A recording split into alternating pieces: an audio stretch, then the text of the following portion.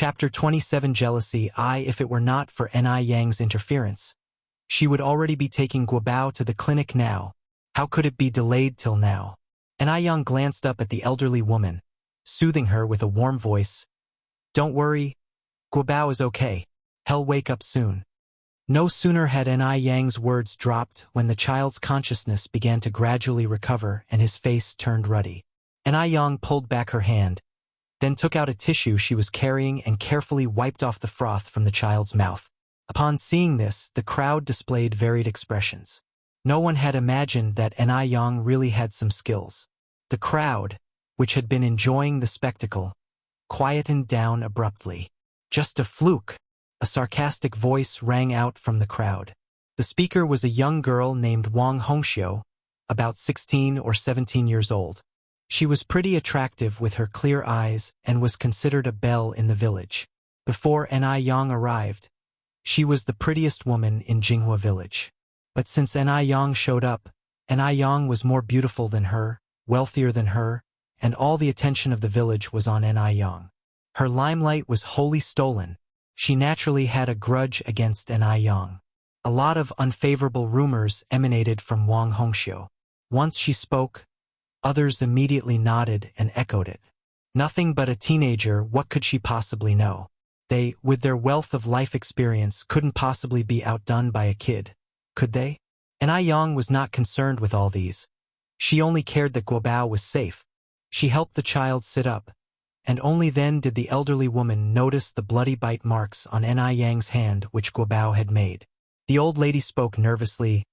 Dear girl, you're not hurt, are you? We agreed beforehand that you voluntarily put your hand in Guobao's mouth. One didn't force you. Some things must be clarified. Ni Yang was a foreigner.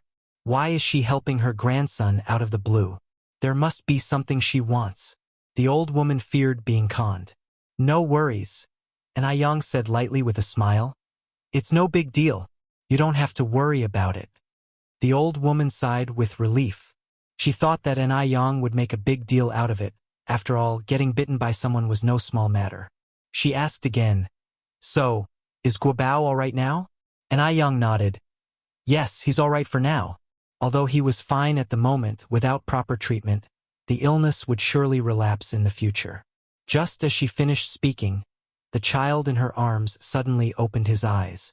He first looked at the old woman, then at Ni Yang, asking in confusion, Grandma, what happened to me? During an epileptic seizure, one experiences temporary memory loss.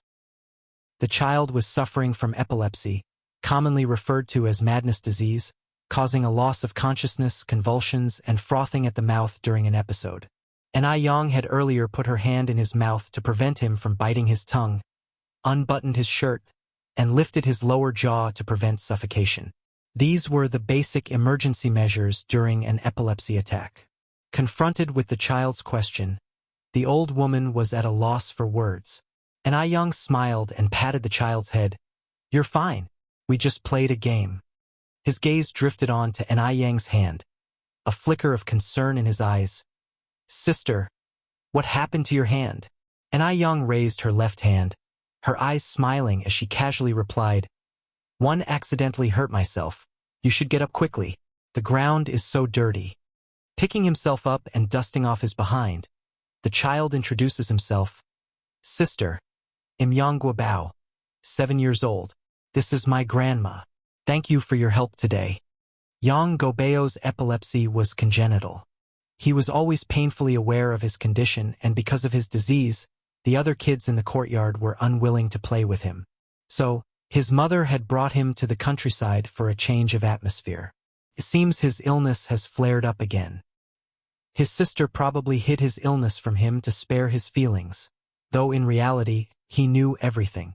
A skeptic sauntered over, scrutinized Yang Guobao up and down, and asked with trace of suspicion, Guobao, are you really okay? One moment he looks on the brink of death, and the next he's fine. Yang Guobao nodded his head and turned in a small circle in place.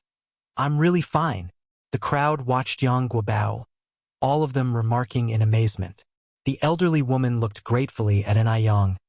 My dear, one can't thank you enough. If it wasn't for you, I wouldn't know what to do. There's no need for thanks. It was a simple thing to do. And Ai Yang replied indifferently. Given the chance to live again, and Ai Yang valued life more than anyone else. Not only her own but also those of others. Yang Guobao looked at Ai Yang. His big eyes filled with curiosity. Sister, what's your name? He really liked this beautiful sister. She was like a fairy. Not only was she beautiful, but she was also very kind-hearted. Ai Yang smiled slightly. My name is Ai Yang. Li Yen. Yang Guobao cocked his cute little head to one side. Is Yen the Yen of beautiful? No, it's Ai Yang. An I from the beginning of the phrase in the beginning. And Yang from the phrase fire and smoke. When Ai Yang was born, it was mealtime and every household's chimney was emitting smoke. So Mu Jinbao named her Ai Yang. It was fortunate that she was born at mealtime. Otherwise, she might have been given a name representing the era such as Changzheng, Red Soldier, Chuanxiang, Chunhua, etc. Sister, can one be your friend? Yang Guobao took Ai Yang's hand and asked hopefully. Of course. Ai Yang nodded, smiling. Guobao, let's go play together. At that moment, two children ran out from the audience. Immediately, adults grabbed their hands and warned them in a low voice, don't play with him in the future. His illness might be contagious, and whose fault will it be if he dies? Let's keep our distance from such people. At the words, Ai Yang frowned slightly, but Yang Guobao's face remained calm. It was clear that he had experienced this sort of thing repeatedly and had grown accustomed to it. Ai Yang looked up, about to say something, but Yang Guobao tugged at her hand and reassured her, Sister, I'm fine. He couldn't allow his sister to offend the villagers on his account. Although Yang Guobao was young, he was very considerate. Wang Hongxia's face turned dark with frustration. She didn't expect Ai Yang to cozy up to Yang Guobao so quickly. As far as she knew, Yang Guobao came from the city and his family was very affluent. His father was a well-known prominent figure in Beijing, and his mother was a university graduate. Yang Guobao came to the countryside to recuperate. These country bumpkins didn't know Yang Guobao's true identity and didn't allow their children to play with him. If they knew his true identity, they might live to regret it. She had wanted to get closer to Yang Guobao for a while, but never found the opportunity, and now this foreigner, Ai Yang had beaten her to it. Thinking this, Wang Hongxia's face twisted in jealousy, forgetting how she had avoided Yang Tianbao like a plague when his illness had started just a while ago. The elderly woman led Yang Guobao away, speaking to Ai Yang. My dear girl, I cannot thank you enough for today. They'll take Guobao home now. Yang Guobao had just woken up, and the old lady was a little worried. She planned to ask her daughter what was really going on when she got home. She never knew that her grandson had such an illness. Ai Yang looked up slightly. All right, you can just call me Yang Yang from now on. By the way, it'll give you a prescription. Get the traditional Chinese medicine according to this prescription. Give it to Guobao for 3 months, and his condition can be completely cured. Chapter 28. Do not make friends with those with inscrutable intentions. One Ai Yang wanted to scribble a prescription for the old woman. But after patting her pocket, she realized that she didn't have any pen or paper. Suddenly, she remembered that she was no longer the same Ai Yang who always had a pen and a paper at hand. Ai Yang gave a faint smile and continued, Why don't you come to my house to get it, grandmother? I've just moved in over there. As the only outsider in Jinghua village, it wouldn't be difficult for anyone to find her. All right, the old woman quickly nodded. 111 come later. Thank you so much, Yang Yang. Well, be going now. Guobao, say goodbye to your sister. Goodbye, sister. Yang Guobao waved to her. Goodbye. Ai Yang took her leave with a bright smile in her eyes. Once Yang Guobao left, the onlookers dispersed. However, when they looked at Ai Yang again, they had a distinctly different impression of her.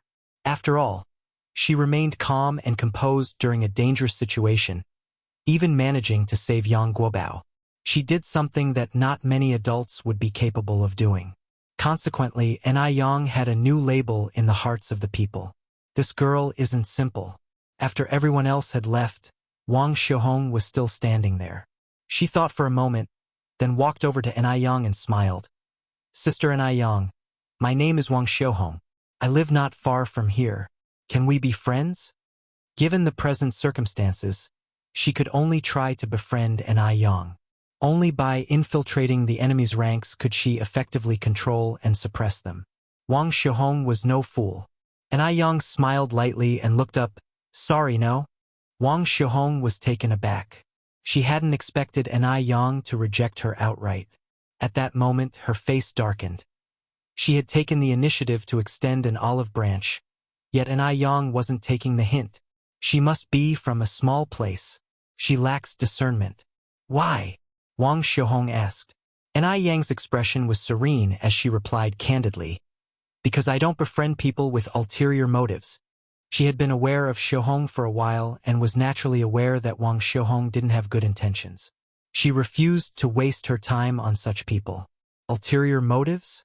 Being so openly confronted, Wang Xiuhong started trembling with anger and slapped Yang. You ill-mannered brat! Since your mother didn't teach you how to behave, allow me. With her striking looks and a group of young boys fawning over her, Wang Xiuhong was like a petty tyrant in Jinghua village. Kids would make sure to respectfully address her as Sister Xiuhong. Who would dare to offend her? Running into a brick wall with Yang today naturally left her with a bad taste in her mouth. Since her sweet words were falling on deaf ears, she had no choice but to resort to violence. Yang caught Wang Xiuhong's swinging wrist in an instant, her voice ice-cold. Apologize. It may have appeared that Yang simply caught Wang Xiuhong's wrist effortlessly, but the actual force she exerted was something only Wang Xiuhong could comprehend. She was in so much pain that her face contorted. You little wretch! Let go of me! Yang's expression chilled further. Apologize. Let go of me, you wretch! Wang Xiuhong struggled violently. The more Wang Xiuhong struggled, the harder Yang's grip became, until finally, she started crying out due to the intense pain. Yang's face remained expressionless, her red lips tightly pursed. She emitted an oppressive aura that left Wang Xiuhong flabbergasted. She had initially thought that Yang was simply a piece of soft clay to be molded as she pleased, but never expected Yang to be such a tough nut to crack. Apologize. Yang repeated, her voice frosty. I'm sorry. I'm sorry. I'm sorry. Wang Xiuhong's voice wavered with her sobs. Are you willing to submit? Yang asked as she looked down at her. Wang Xiuhong bit her lip hard, nodded reluctance and conceded. I yield. Louder. Yang demanded, her eyes coldly piercing. I yield. Wang Xiuhong bit her lip, raising her voice, her face a mask of humiliation. Louder. Yang commanded, narrowing her eyes slightly. Wang Xiuhong took a deep breath and shouted out loud. I yield. One yield. Yang smiled contentedly, her eyes sparkling as if filled with stars. She never asked for trouble, but if trouble was forced upon her, she would never back down. If she didn't deal with Wang Xiuhong this time, Wang Xiuhong would doubt whether Yang was as soft as she looked and could be easily preyed upon. No matter the era, the rules of survival remain the same. Survival of the fittest. The weaker you appear, the more audacious your enemies become. Those like Wang Xiuhong, they should be met with force. I've apologized already, now let me go. Wang Xiuhong pleaded, her eyes red and swollen. But Yang had no intention of letting her go. Smiling, she asked, Are you angry? Her face was calm and composed as she added, I love seeing you getting angry at me and unable to fight back. With that, she roughly let go, causing Wang Xiuhong to tumble back off balance. Stumbling, Wang Xiuhong fell onto the ground, an ominous look filling her downcast eyes. Yang dusted off her hands. If you provoke me again, consider the consequences. As she spoke, she purposely snapped off a tree branch. Watching this, Wang Xiuhong broke out in cold sweat. Just you wait, my little cousin. You dare humiliate me like this, I will make you pay dearly for it. Watching Yang walk away, Wang Xiuhong tightly bit her lip, fury burning in her eyes. Yang carried the collected river snails into the village, greeting the villagers with a smile whenever she passed by them. Who wouldn't like a sweet-tongued, good-looking girl? Once home, Yang drew a bucket of well water to keep the collected snails and clams, adding a few drops of vegetable oil on the water surface to make the snails spit out sand and grit faster. Hua came out of the house, curiously asking, Yang, what are you doing? Where did you get all these river snails? Yang stood up, smiling cheerily. Mom, the well water is very cold. You better stay away from it and go back inside to rest. One just brought back these river snails, planning to stir-fry them tonight. You can eat river snails? Hua asked, somewhat surprised. Yang nodded. Of course you can. It's a delicacy. She had brought back big river snails that had yielded a lot of meat, and if cooked right, they wouldn't taste worse than pork. Over the past few days, Yang had introduced many new things to Hua, who accepted them without questioning further and dragged Yang into the kitchen. Yang, I've already cut up the fish for you. Come and see if it's all right.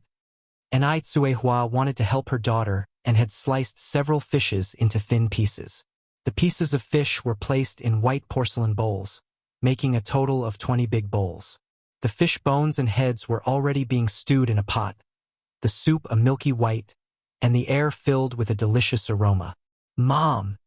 Yang looked at Hua and said seriously, You don't need to do all these.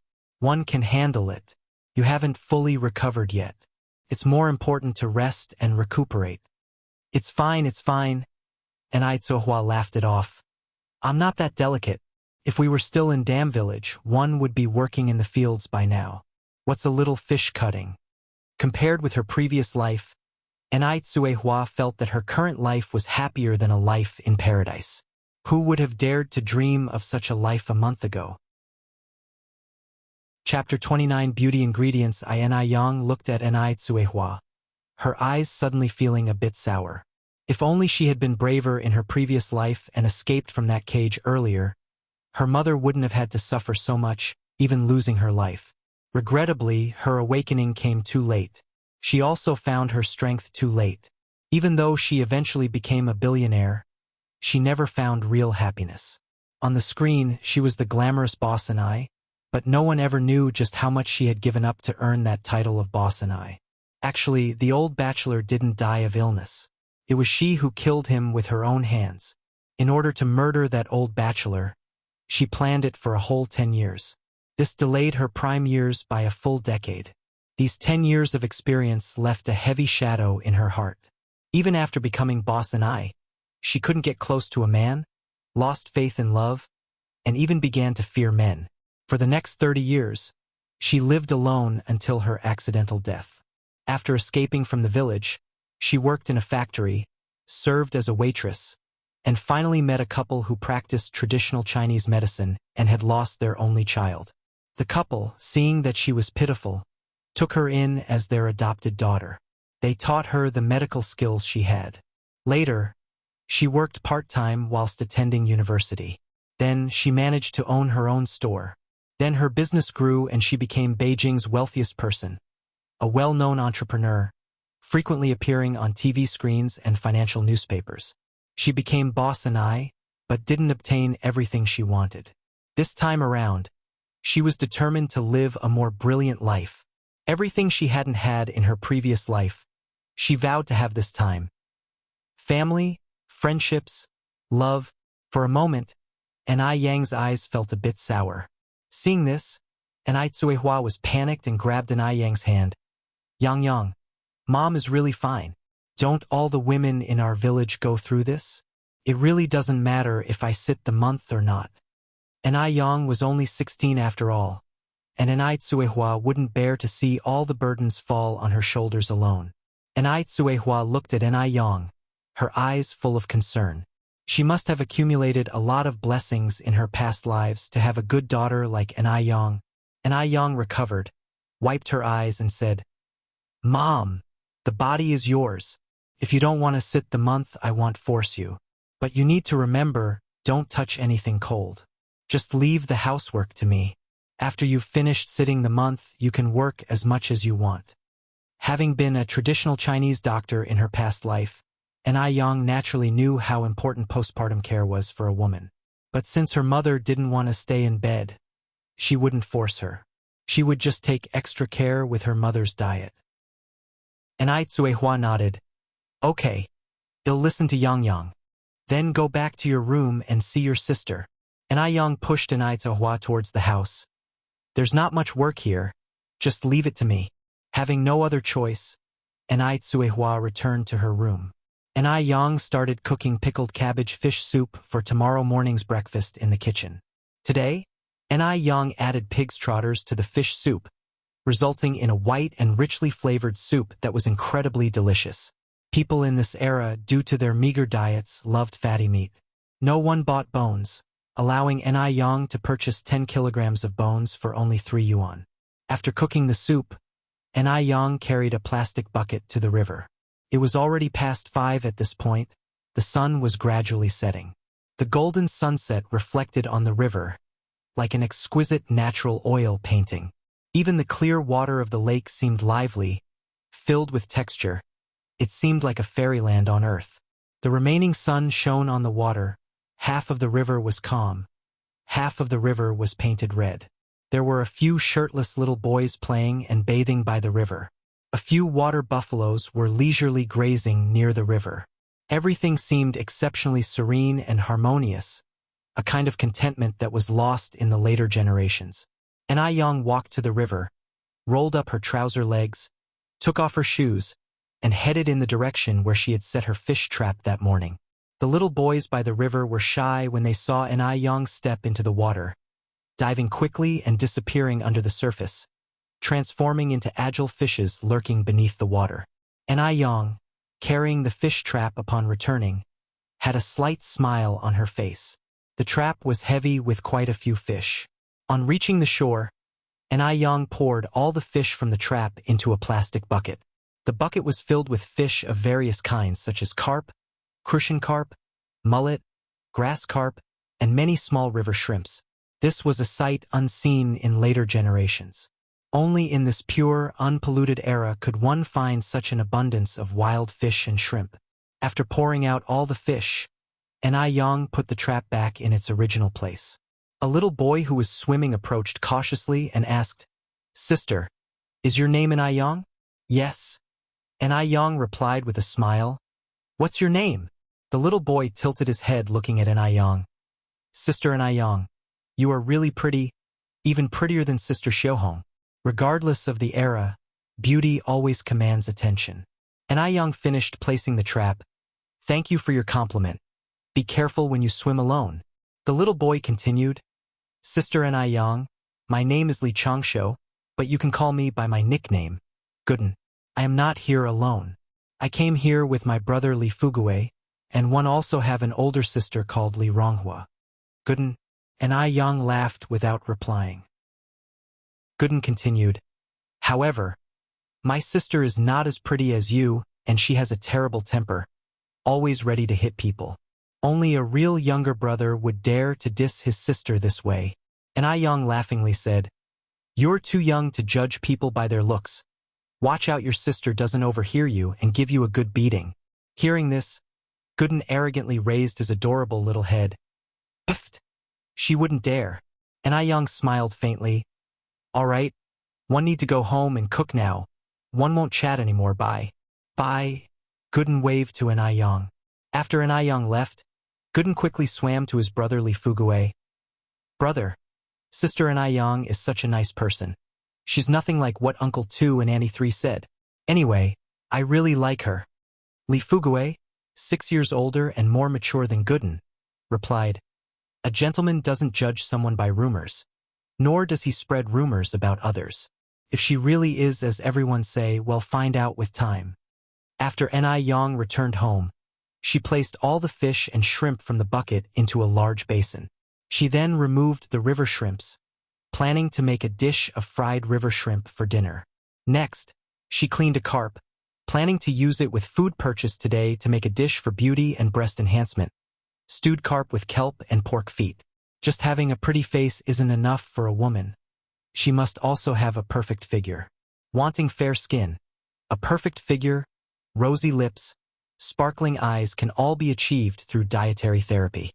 In later generations, many people neglected their eating habits, had irregular meals, craved sweet and spicy foods, and were addicted to internet-famous foods and fast foods, leading to obesity, dark skin, spots, and acne. Their looks would gradually deteriorate. Hence, Yang decided to start now and use the knowledge of traditional Chinese medicine she learned in her previous life to improve herself, both externally and internally. Not just herself, but also Cuihua. Cuihua, now only 36 years old, already had wrinkles on her face. Her skin was extremely dull, and her figure had lost its shape. Yang wanted to help her regain her youth and find her happiness again. After prepping the ingredients for stewed carp with kelp and pork feet, Yang fetched a casserole and put all the ingredients in it to stew. Soon, delicious fragrance filled the small kitchen. Chapter 30 Mo Baichuan I There were 3 dishes and 1 soup for dinner. The first dish was a clear stir-fried pig kidney.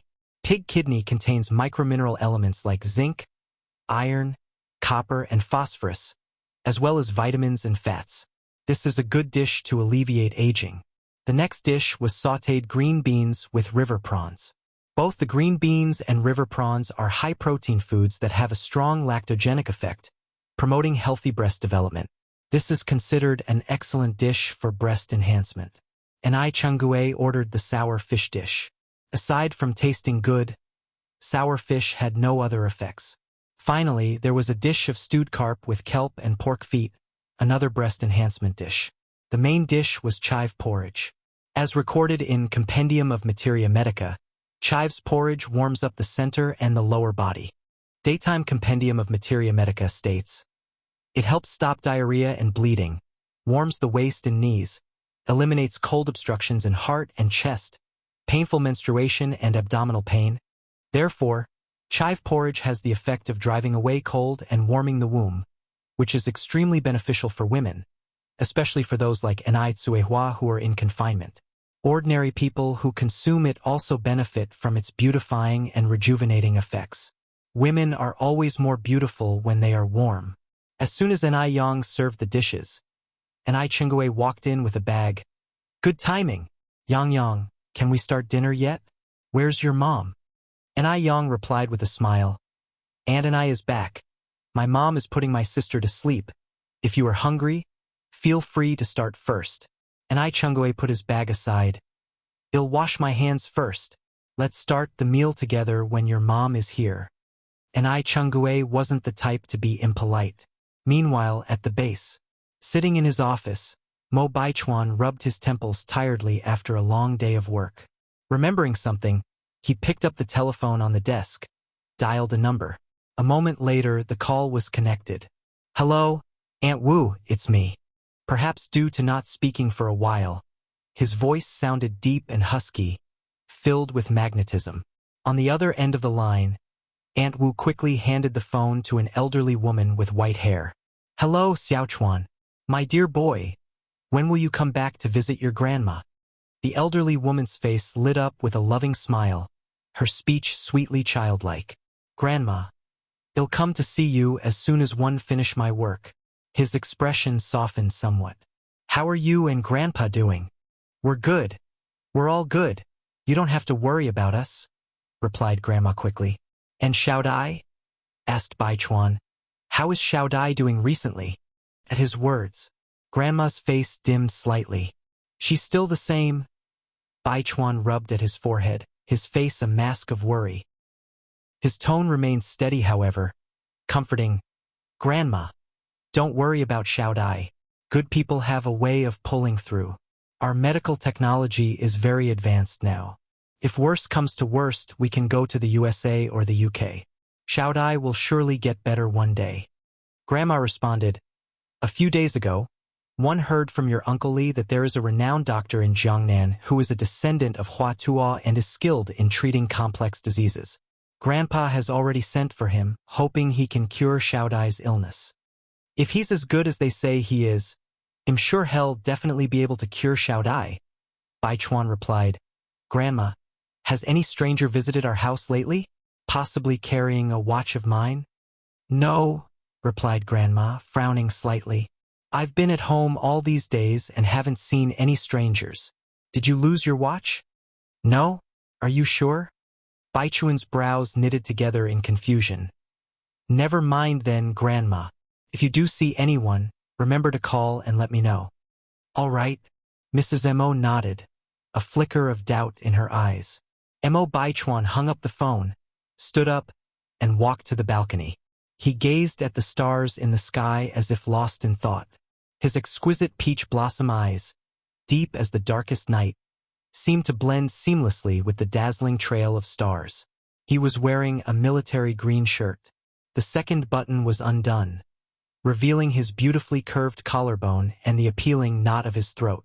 Above that was his distinct jawline, sharply defined facial features, and smooth skin that seemed carved to perfection. A strong aura emanated from him. Just standing there casually, he made it impossible for others to reach him or dare to approach. He was thinking about Anai Yang. By his count, Anai Yang had been in Beijing for 5 or 6 days now. Why hadn't she come to see him at Mo family? What kind of person was Anai Yang? Really? Mo Baichuan had seen countless people in his life, but Anai Yang was the only person he could not figure out. Though she was just a 16-year-old girl, his instincts told him she was not as simple as she appeared. Ordinary girls her age didn't have her kind of courage and determination. Mo Baichuan's brow furrowed as the realization dawned on him that he was becoming increasingly infatuated with the girl. This was not a good sign. He slowly pulled a pack of cigarettes from his pocket. With a clink, a chain of ghostly blue flame leaped up from the silver lighter. Mo Baichuan held the cigarette in the corner of his mouth and took a deep drag. The fresh taste of tobacco hit the back of his throat, instantly sobering him. He stared at the starry night sky, with an indescribable look in his eyes. In between inhaling and exhaling smoke, he had a sexy charm about him. No matter where such a man went, he would always be the center of attention. Li Xianxian was coming from afar. She couldn't help but decrease her pace and stood stupefied, looking at Mo Baichuan's silhouette profile, her gaze almost fanatical. She had never seen a man who looked so attractive, even while smoking. From any angle, he was flawless. If she had to describe him in 4 words, it would be refined and profound. Li Xianxian took a deep breath, hid the fanaticism deep in her eyes, and casually walked up to Mo Baichuan. Speaking in a gentle tone, she said, "Mr. Mo, the young girl you asked me to look up, she's married. If you intend to meet her, it might be a bit inconvenient." At this moment, Li Xianxian still didn't know that Mu Yang had changed her name to Anai Yang and had left Dam Village for Beijing. Married? Mo Baichuan squinted slightly. When was this? Just a few days ago, Li Xianxian softly explained. This is often how it is in rural areas. People marry off young because of poverty. One also heard that the girl married quite well. The man may be a bit older, but he has land, a house, and money. She won't have to worry about food and clothing for the rest of her life. This statement implied that Anai Yang had not married a man, but had married money, because at this time the freedom of marriage was in vogue, and even families couldn't force someone to marry against their will. Thinking of the watch that Anai Yang had swindled from him, a cold light flashed in Mo Baichuan's eyes. He must have been out of his mind to fall for someone like that. Noticing Mo Baichuan's change of expression, a fleeting look of satisfaction flashed in Li Xianxian's eyes. Mr. Mo, even though it's summer, the nights can still be chilly. You should go inside and rest, Li Xianxian continued to say. Mo Baichuan flicked away the ash from his cigarette. His thin lips parted to issue a dismissal. You may go first.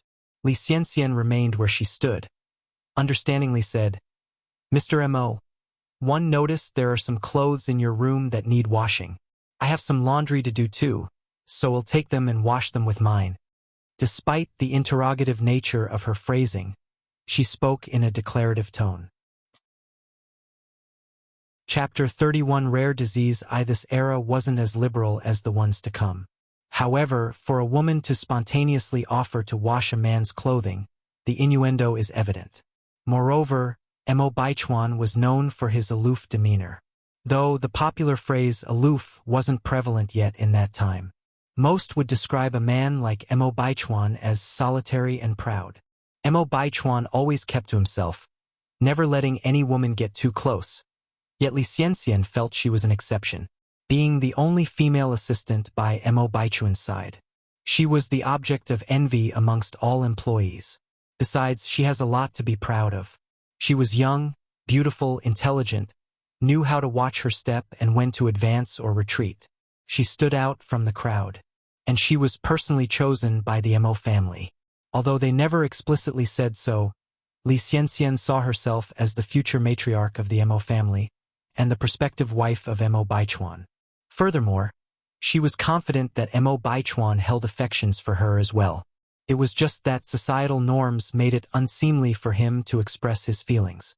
Since Mo Baichuan was too shy to voice his feelings, she felt she had to make the first move. Frowning coolly, Mo Baichuan declined. "No need, you may return." He was only 26, still in his prime. But his family was in a hurry, fearing that he'd end up as a bachelor. Li Xianxian was foisted upon him by his father and grandfather under the guise of work. Outside of work, he never gave Li Xianxian any inappropriate signals. The perfect partner in his mind didn't have to be the prettiest but certainly had to be the one he loved. This brought to mind the word love. The face that emerged in his mind was distinctively fun yet gorgeous. Such a young girl already possessed qualities that could make men lose their senses. Unfortunately, she was already taken by an unknown older man. Reflecting on this, Mo Baichuan quickly shook himself out of his reverie. What was he doing, thinking of that young girl out of the blue? Upon hearing his words, instead of leaving, Li Xianxian moved a step closer to Mo Baichuan. Her face slightly red, her voice flirtatious. "There's no need to be embarrassed, Mr. Mo. It's my job to—" Mo Baichuan's face chilled even further and he took a step back. "Mississippi Li Xianxian, please respect yourself. Mr. Mo?" Li Xianxian drew out her words, attempting to pull on Mo Baichuan's sleeve, but Mo Baichuan didn't give her a chance. He quickly pulled away his arm, sternly warning, "Li Xianxian, always remember your position. Should you overstep any boundaries, report to the logistics department tomorrow." Li Xianxian was recommended by his father and grandfather. If he sent her to logistics, it would be a slap to their faces, questioning their ability to judge character. Thus, Mo Baichuan couldn't make such a move yet. Upon hearing this, Li Xianxian looked at him in disbelief. How can this be? She thought she had seen a hint of disgust in Mo Baichuan's eyes. Mo Baichuan clearly liked her too. Could it be her imagination? However, this was the office after all, a very serious place. It probably wouldn't be suitable for Mo Baichuan, a man in a position of power, to openly express his feelings here. Therefore, Mo Baichuan must have repressed his feelings because he had to maintain his dignity. Thinking along these lines, Li Xianxian started to feel better. Looking at Mo Baichuan, she sincerely said, "Mr. Mo, I understand my mistake. There won't be a next time." Over here, the Mo family, old lady Mo, filled with sorrow, was sitting in a very warmly decorated bedroom, where the air was thick with the smell of medicine. On the pink princess bed lay a young girl, barely 13 or 14. The girl's face was as white as snow, with her lips becoming paper white. Looking at old lady Mo, she comforted wisely, "Granny, don't worry. I don't feel any pain. Really no pain." Despite her words of no pain, her voice was incredibly weak and feeble. Due to bedridden years, her body barely had any weight. Upon hearing this, old lady Mo fought back her tears and smiled. "Don't worry. Granny is not worried at all. Our Xiaodai will recover soon. This little sickness is nothing." Mo Hudi nodded.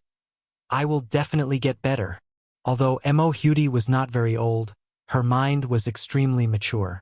She knew that her days were numbered. In fact, it might be better to die quickly than to live. Every minute she lived now was filled with tormenting pain. It was unbearable. Yet, to prevent Granny from worrying, she never admitted the pain. The departure of her mother had already dealt a severe blow to Granny. She could not cause her grandmother to endure the pain of losing a loved one again. Therefore, she had been actively cooperating with the treatments, not letting go of any chance to survive. It had been 5 years lying in bed. She really tried hard to survive. But now, she really couldn't hold on any longer. With the help of sleeping pills, Mo Hudi fell into an uneasy sleep. Even in her dreams, her brows frowned tightly. One could only imagine the bone-crushing pain she was enduring. At this moment, old Lady Mo finally could not control her emotions and started to cry softly. Her daughter had already left. No matter what, she had to keep hold of the only bloodline left in the world by her daughter. Otherwise, she would have no face to meet her daughter in the afterlife. After crying, old Lady Mo went to the living room, made a call and said, "Tell Divine Dr. Li that as long as he can cure Xiao Dai, our Mo family will meet all his demands." The Wang family. Yang Guobao was chasing a big rooster around the yard. Grandma was telling her daughter, Wang Meifeng, what happened on the river beach this afternoon. Listening, Wang Meifeng felt a cold chill. As Yang Guobao's mother, she knew her son's condition well. She knew that in such a situation, if Yang didn't stop her mother and take prompt rescue measures, she might not have seen her son this lively today. Thinking of this, Wang Meifeng was filled with lingering fear. "Mom, we must thank that girl properly. Where does she live? Take me to her quickly." Grandma frowned slightly. "Are you saying that this girl, Yang, is really quite capable?" Even now, Grandma still held doubts about Yang, considering her intervention as nothing more than her good luck. "Of course," Wang Meifeng continued, "if we sent Guobao to the health clinic today as you suggested, I might not be able to see Guobao right now. Mom, you've really met a noble person today." Grandma looked at Wang Meifeng, recalling the words Yang said in the afternoon and said, "Meifeng, that girl also said that her family has been practicing medicine for generations and she has a cure for Guobao's disease." Originally, Grandma didn't take this matter seriously, but seeing her daughter praising Yang so highly, she decided to mention it. When she heard these words, Wang Meifeng exclaimed excitedly, "Mom, are you serious?" Chapter 32 Prescription. Yang Guobao's epilepsy originated from his mother's womb. Over the years, they had consulted countless hospitals and even tried folk remedies, but to no avail. If anything, Yang Guobao's condition only worsened. The frequency of his seizures also increased substantially. Even foreign medical experts stated that such a disease could only be managed, not cured. Hearing someone claim that they could cure her son's epilepsy, Wang Meifeng was of course elated. Seeing her daughter's excitement, the old lady gently advised, "Meifeng, don't get your hopes up too high. That young girl is only 17. The greater the hope, the greater the potential disappointment." At her words, some of the hope in Wang Meifeng's eyes dimmed. She responded, "Mom, no matter what, I want to give it a try." The old lady sighed helplessly. "All right, let's go take a look." Wang Meifeng nodded and glanced at Yang Guobao, who was chasing after a rooster, a pang of sadness filling her eyes. Due to his physical condition, there were no children willing to play with Yang Guobao since he was young. As a mother, she wished so dearly for her son to enjoy a normal, happy childhood like other children. When Wang Meifeng and her group arrived at the Ni family's home, Yang was serving food in the kitchen, while Ni Tsuahua was feeding her daughter in the room. Ni Changgue was sitting at the table, waiting for the meal to start. The table was set with 3 dishes and a soup, hot steam rising and filling the air with appetizing smells. "Is Changgue at home?" the old lady called out as she entered the house. At the sound of her voice, Ni Changgue quickly stood up, looking out to see his guests. Recognizing them, a smile filled his face as he hurried forward to greet them. "Aunt Meifeng, what brings you here? Have you eaten yet? We were just about to start dinner. Please come in and join us." Ni Changgue had heard a bit about Wang Meifeng's situation. He didn't know the specifics, but he knew the Yang family had some influence in Beijing. Therefore, Ni Changgue had always been very courteous to the Wang family. The old lady chuckled, "Changgue, no need for formalities. We've already eaten. By the way, Is that girl called Yang Yang staying here with you? Yes, that's right. And Chungue nodded, as he spotted Wang Meifeng holding Yang Gobeo's hand. His face looked slightly uneasy. Lowering his voice, he asked, "Did something happen? Did Yang Yang cause you any trouble?" Seeing Chengui's misunderstanding, Wang Meifeng quickly clarified, "No, not at all, sister-in-law. I'm here specifically to thank her." After that, she briefly explained the situation, and Chungue let out a sigh of relief, laughing. One knew it. Yang Yang's a clever and capable girl. She wouldn't cause any trouble. She's inside, come in. Finishing his sentence, and Chungue leaned in and asked in a lower voice, "Really though, is Yang Yang that amazing?" Having lived with Yang for so long, and Chungue knew that she was no ordinary girl. However, he was clueless that she could also treat illnesses. "Yes, she is." Wang Meifeng nodded, holding Yang Gobeo's hand as she followed Chungue into the house. As they entered, Yang was just bringing out 3 bowls of rice. Upon spotting Yang Guobao immediately ran over, smiling, "Sister, Guobao." Yang calmly put the bowls on the table, then squatted down to pat Yang Gobeo's cute little head, smiling gently. "Did you have dinner yet?" "Yes." Yang Guobao nodded, pointing at Wang Meifeng and introducing, "Sister, this is my mom." Wang Meifeng approached Yang, smiling gently. "Young comrade, hello." 1 a.m. Gobeo's mother. "Thank you for what you did this afternoon." Her words fell, then she respectfully bowed deeply. Yang quickly reached out to support Wang Meifeng. "Auntie, you're being too kind. It's the duty of a doctor to save lives and heal the wounded. As long as Guobao is okay, that's all that matters." At her words, Wang Meifeng looked into Yang's eyes with added admiration and surprise. What was surprising was that Yang, despite her young age, had a character that was as clear as jade, calm and composed. She was beautiful as well. Her eyes and eyebrows had the quality of fine artwork, and her every smile and frown was like a scenic view, even surpassing the female teachers at school in terms of demeanor. What she admired was that Yang did not act arrogantly simply because she saved someone's life. She was very indifferent as if she wasn't the one who saved the life. Wang Meifeng, who has seen countless people, could tell that Yang wasn't putting on an act. "No matter what, we must thank you properly." Wang Meifeng motioned to Yang Guobao. "Guobao, hurry and thank your sister." Most people would avoid Yang Guobao as soon as they saw him convulsing, fearing that they could get involved. But Yang was the only one who not only did not avoid him, but also saved him.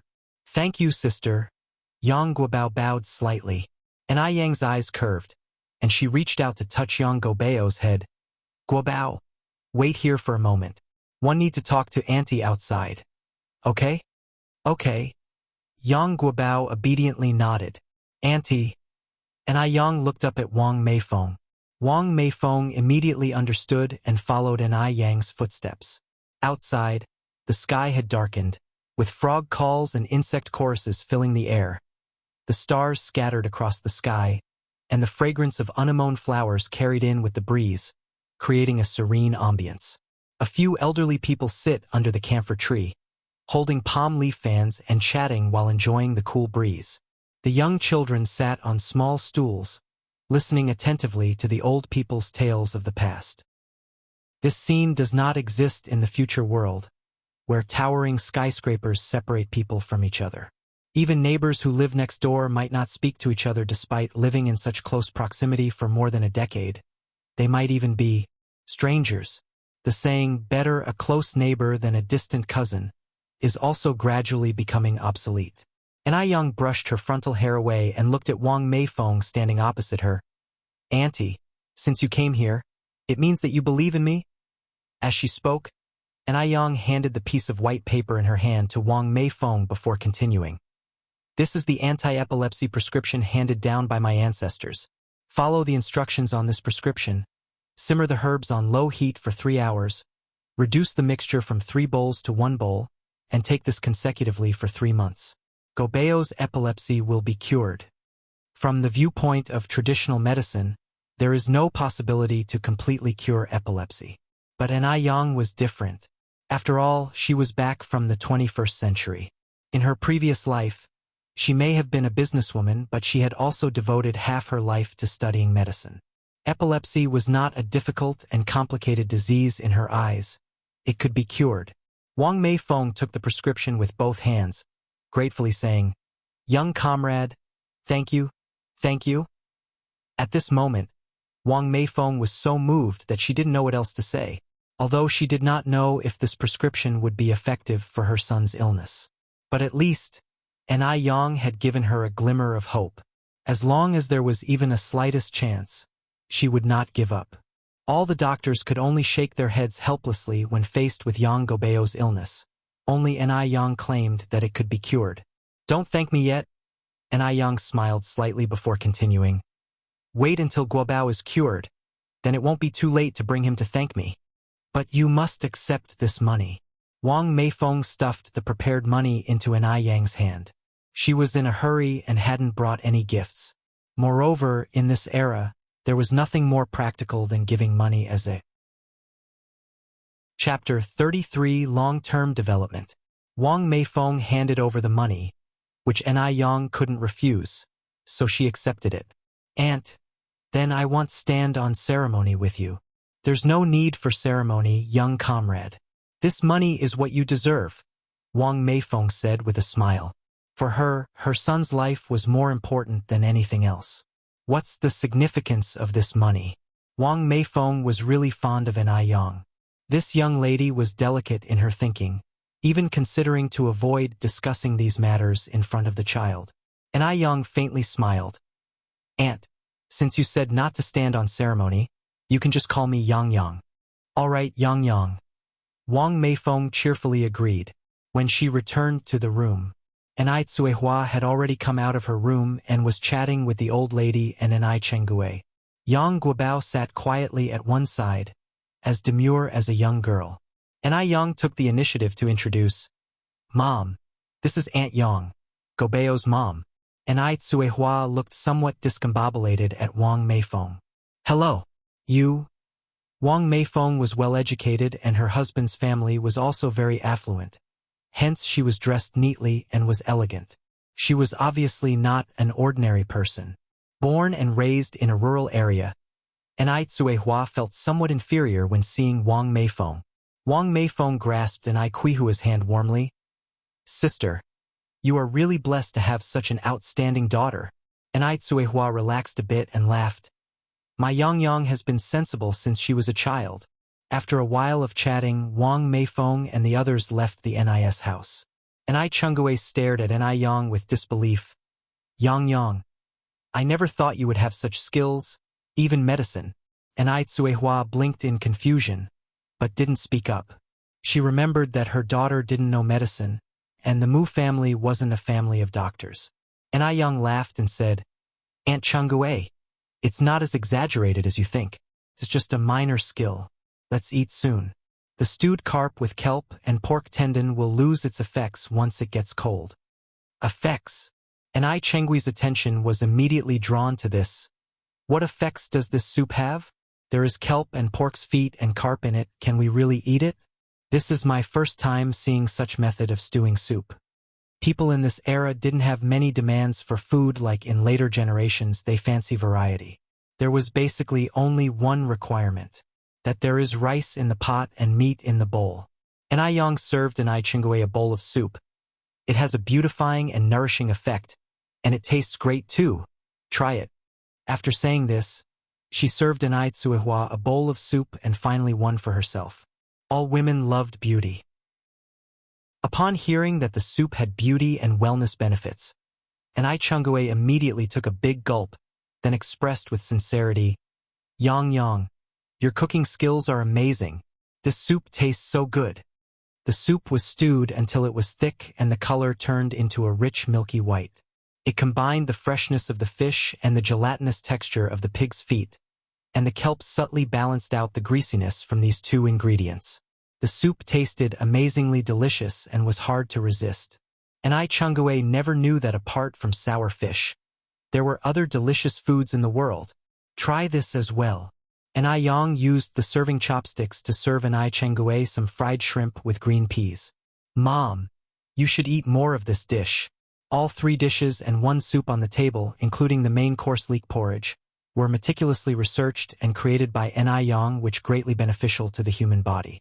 In addition to being delicious, these dishes also had beauty and wellness benefits. The culture of traditional Chinese medicine is profound. Beauty comes from a substantial diet. In this life, Ai Yang was not going to shortchange herself, neither externally nor internally. After eating and prepping the pickled cabbage fish soup and the noodles for the next day, Ai Yang went to bed. She slept soundly, deeply, and peacefully that night. Since leaving the big village, everything has been moving in a positive direction. At 3:30 in the morning the next day, Ai Yang got up. At this time, it was still dark out. The stars were brilliant in the sky. After Ai Yang had prepared everything and cooked breakfast, she set off on her bicycle. Although it was early, there were already farmers in the fields reaping the harvest. In June, it was still hot. Everyone was trying to get more work done before the sun came out. At noon, when the sun was at its hottest, they could take a little nap. When she arrived at Food Street, it was just after 5 o'clock. At this time, several people were already waiting at the spot where Ai Yang had set up her stall yesterday. They had all come specifically to eat her pickled fish noodles. The noodles were not only cheap, but they were also incredibly satisfying. The tart and refreshing taste was irresistible. "Young comrade, you're finally here. We've been waiting for a long time," said a middle-aged man wearing glasses. Ai Yang raised her eyes with a grin. "Uncle, I normally arrive around 5:30. You don't have to come so early." In the meantime, Ai Yang quickly set up the stove, fetched tables and chairs from the nearby hardware store, arranged them swiftly, and then invited the customers to sit down. In no time, all 5 tables were filled, and there were still many people standing. Despite being a young girl, Ai Yang was quick and efficient. It wasn't long before she had cooked the first batch of noodles. Creamy noodles were scooped into bowls, smothered with spicy and sour pickled cabbage fish soup, sprinkled with spring onions, cilantro, and garlic, alongside a touch of secret chili paste. The taste was beyond compare. Even before the noodles were served, several diners had started to salivate. Ai Yang quickly served the noodles to each of the customers. "Here are your noodles. Be careful. They're hot." The air was filled with the sounds of slurping noodles and satisfied sighs. "They're absolutely delicious." In no time, a long queue had formed nearby.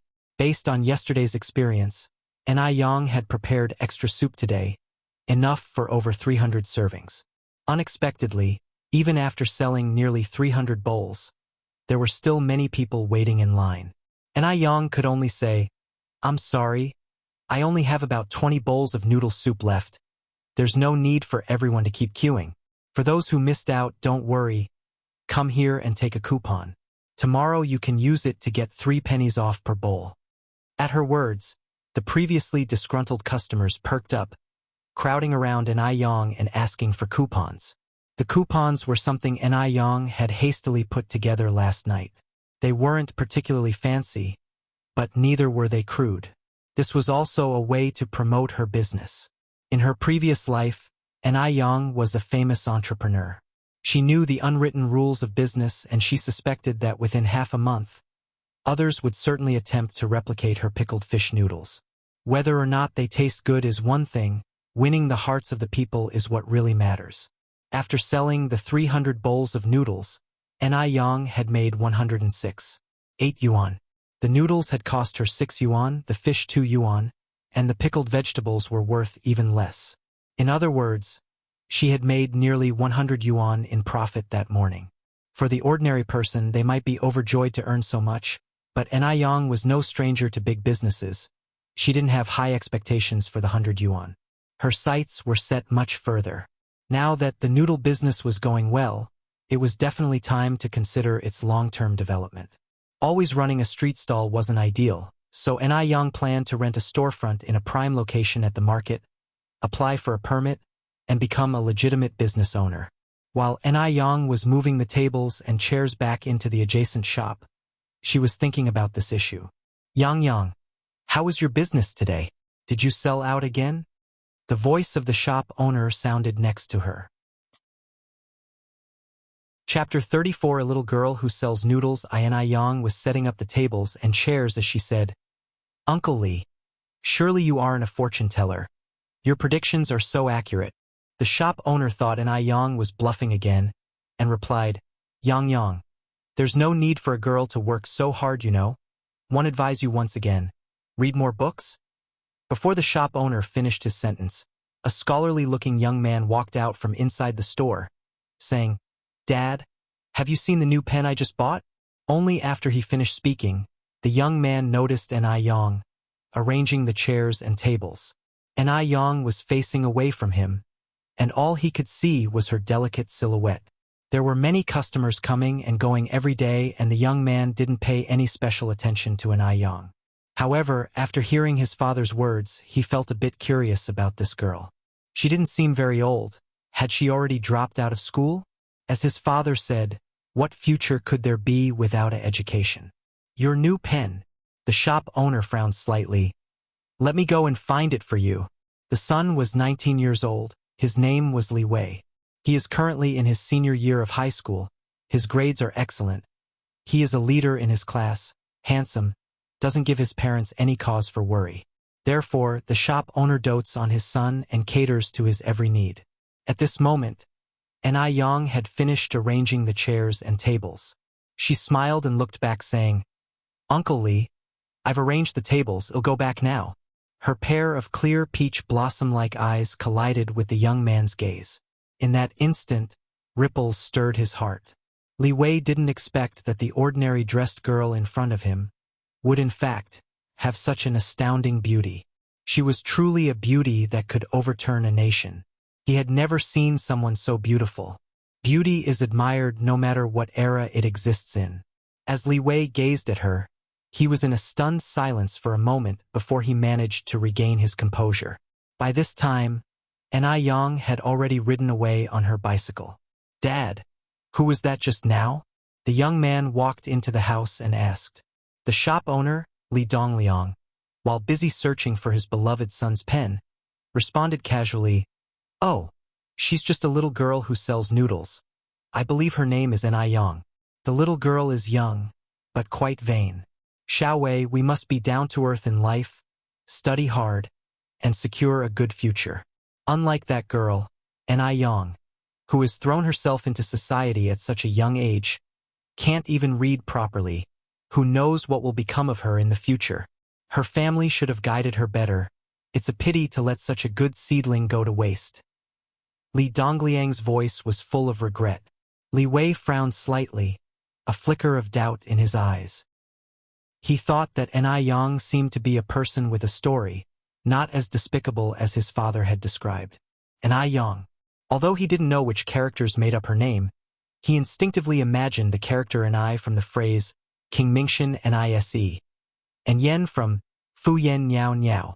Li Wei wanted to say more, but just then Li Dongliang found the silver hero pen in a corner. Xiaowei, I found your pen. Now go to school quickly. Li Dongliang handed the pen to Li Wei.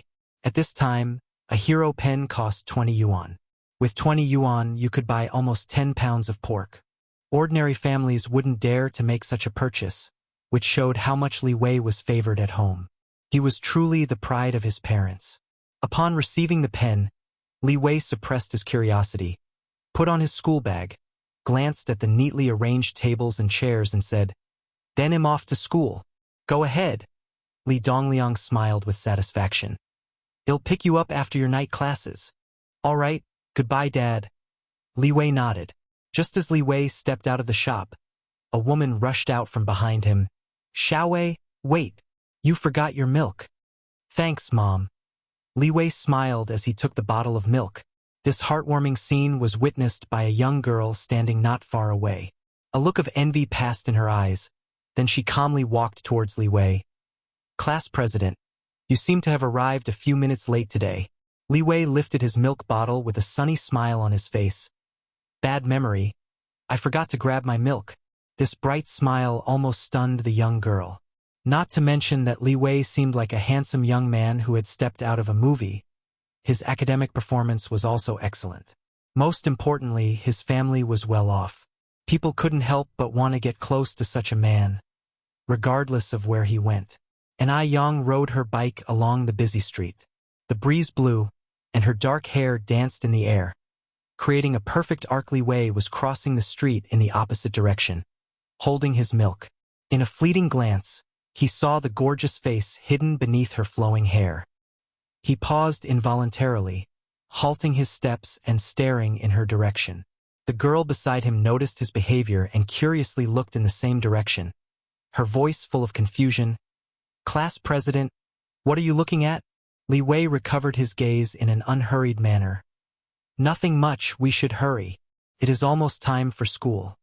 The girl furrowed her brows in bewilderment but did not question further, falling in step with the young man as they headed in the direction of their school.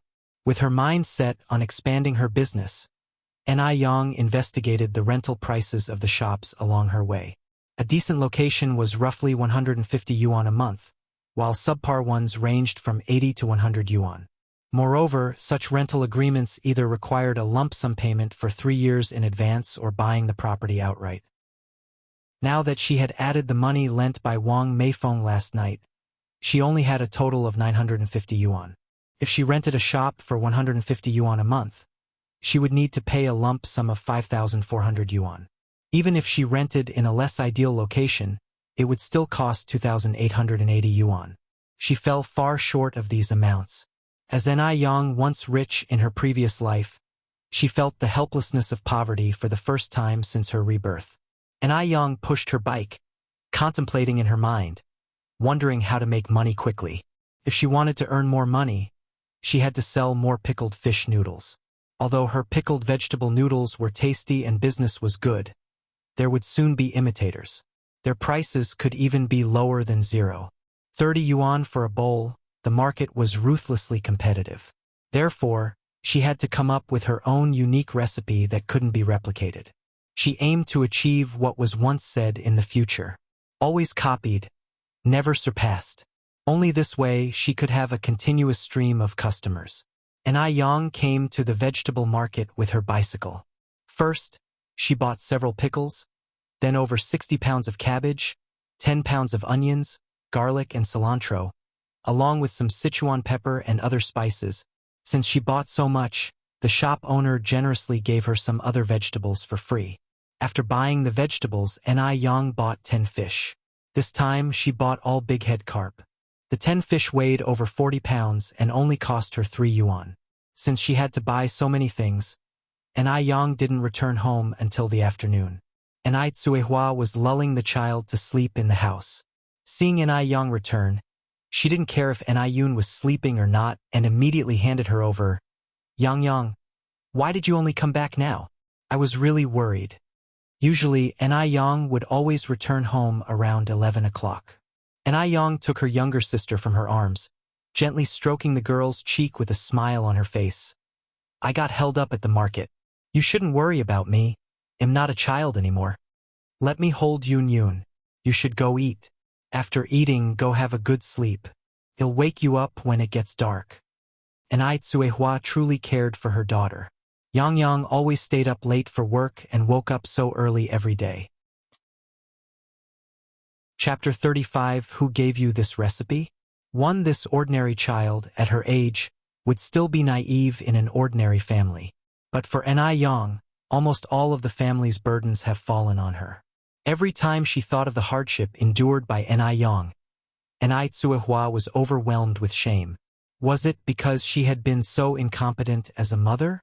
Ai Yang handed her little sister to Ai Tsuehua. "I'll go to eat first." Ai Yang came to the dining room, hurriedly ate a few bites, left her chopsticks, and went to the courtyard to unload the goods from the bicycle.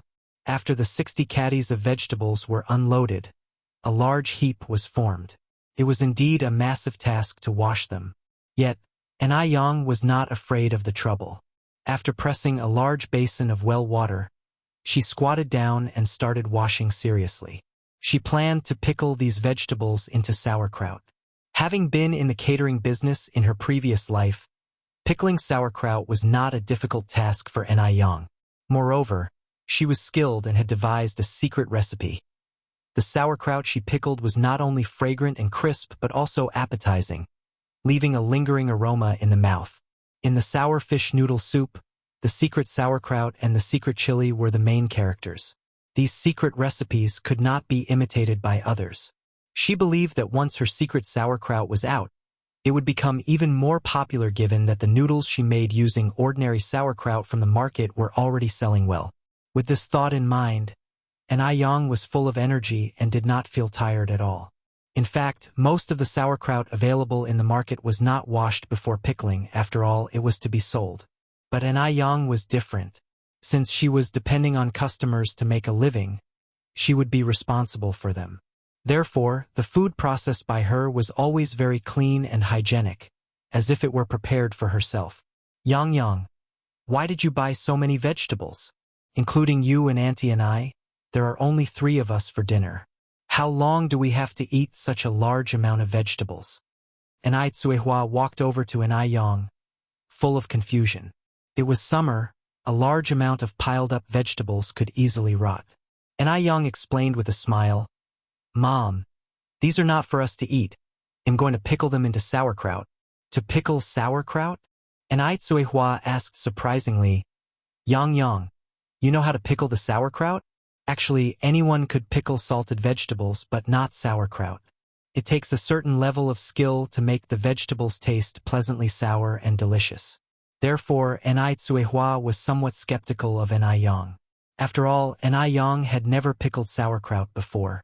Yang replied with a smile, I've never pickled before, but I've read about it in books. It's actually not that difficult. The sauerkraut from the market is expensive, costing 1 cent for a caddy, while the fresh vegetables one bought cost 1 cent for 5 caddies. So one thought about giving it a try to save some money. Hearing this, Tsuehua immediately rolled up her sleeves. You would have to spend so much time to wash all these vegetables alone. Let me help you. No need. Yang hurriedly stopped Tsuehua. Mom, how many times have one told you? You can help me with these after you've regained your health. Right now, you're not helping me, but adding trouble. Unable to persuade her daughter, Tsuehua had no choice but to give up and go back to her room. She quietly took out the 10 fish that Yang had bought, cleaned them, and began to slice them carefully. She didn't want to put all the burdens on Yang alone. Yang was washing vegetables outside and had no idea that her mother had started working secretly again. After washing the vegetables clean, Yang hung them all up on the rope. After the water on them had drained away, she neatly arranged them in the vat. For every layer of vegetables she arranged, Yang would even spread a layer of chopped ginger, garlic and pepper and fine salt on top. Even before the pickling was done, a sour aroma was already wafting in the air, smelling incredibly good. About 2 hours later, Yang finally finished pickling the vegetables. At this moment, the aroma of rich fish bone soup came from the courtyard. Yang knew it must be her mother who had secretly started working again. It seemed that she could only try to nourish her mother more in terms of meals. With this in mind, Yang quickly thought out a set of menus in her mind. All were made from food that was particularly good for women, to nourish qi and maintain health, beauty and complexion. On the other side, in a high-end villa area in Beijing, upon receiving the prescription from Yang, Wang Meifeng took Yang Guobao back to her parents' home. She couldn't wait to let Yang Guobao give it a try.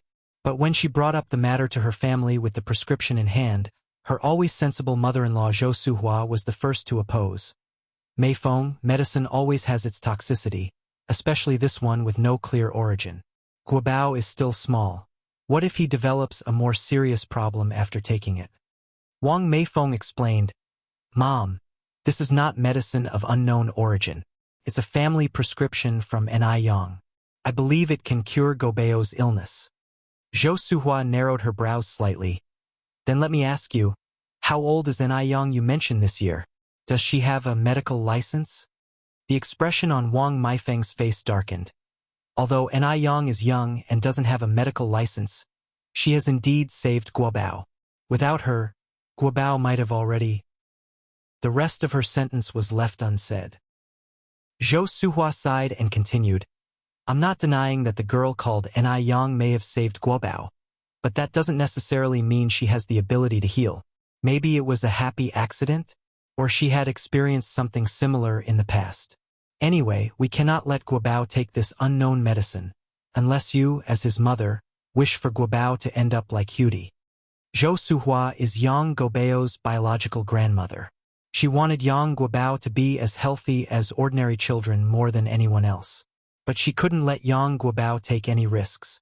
After all, Yang Guobao was the only descendant of the Yang family. The girl Hudy from the Mo family had taken the wrong medicine for a minor problem, and her condition had since become critical and incurable. It was just a matter of a few months now.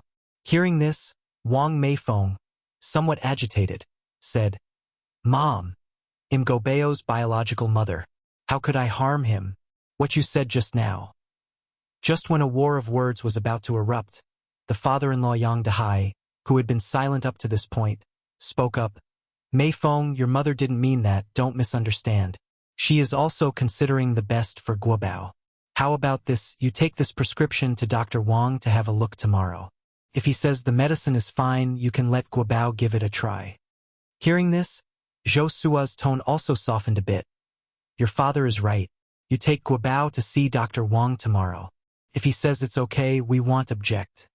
Given the circumstance, Wang Meifeng could only agree.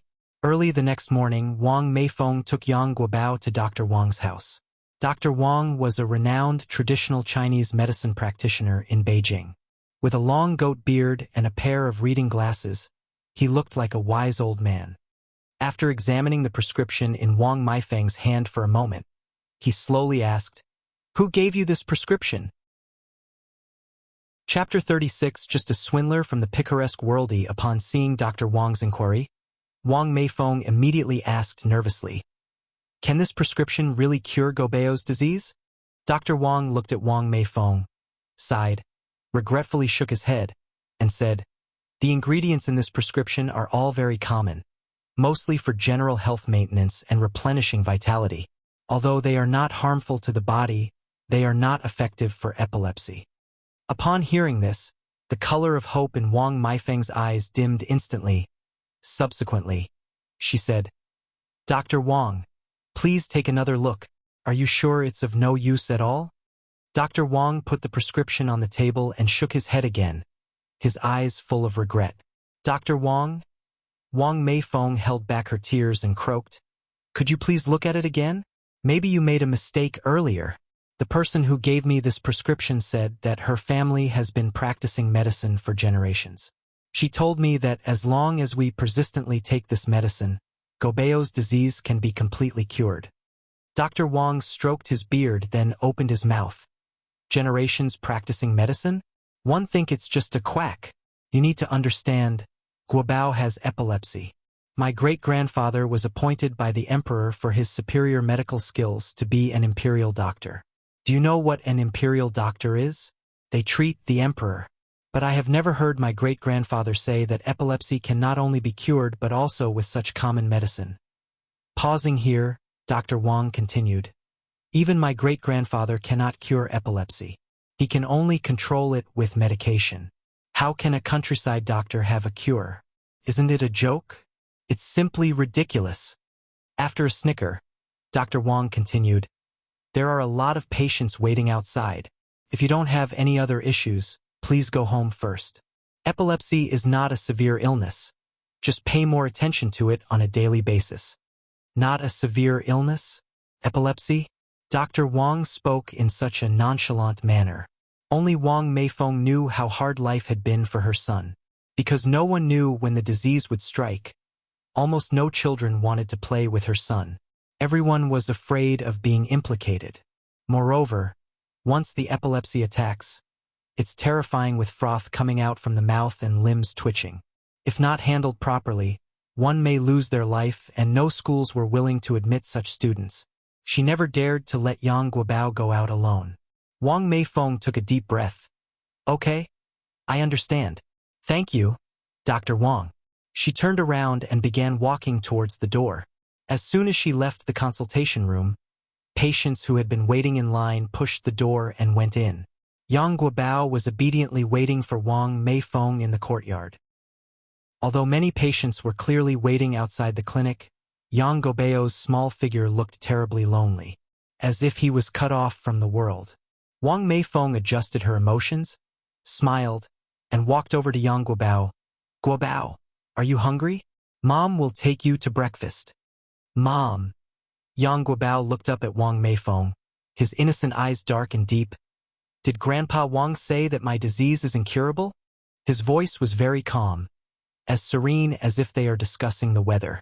Wang Meifeng didn't expect Yang Guobao to say something like that. She was first stunned, then laughed. Silly kid. What are you talking about? You're not sick. You're healthy.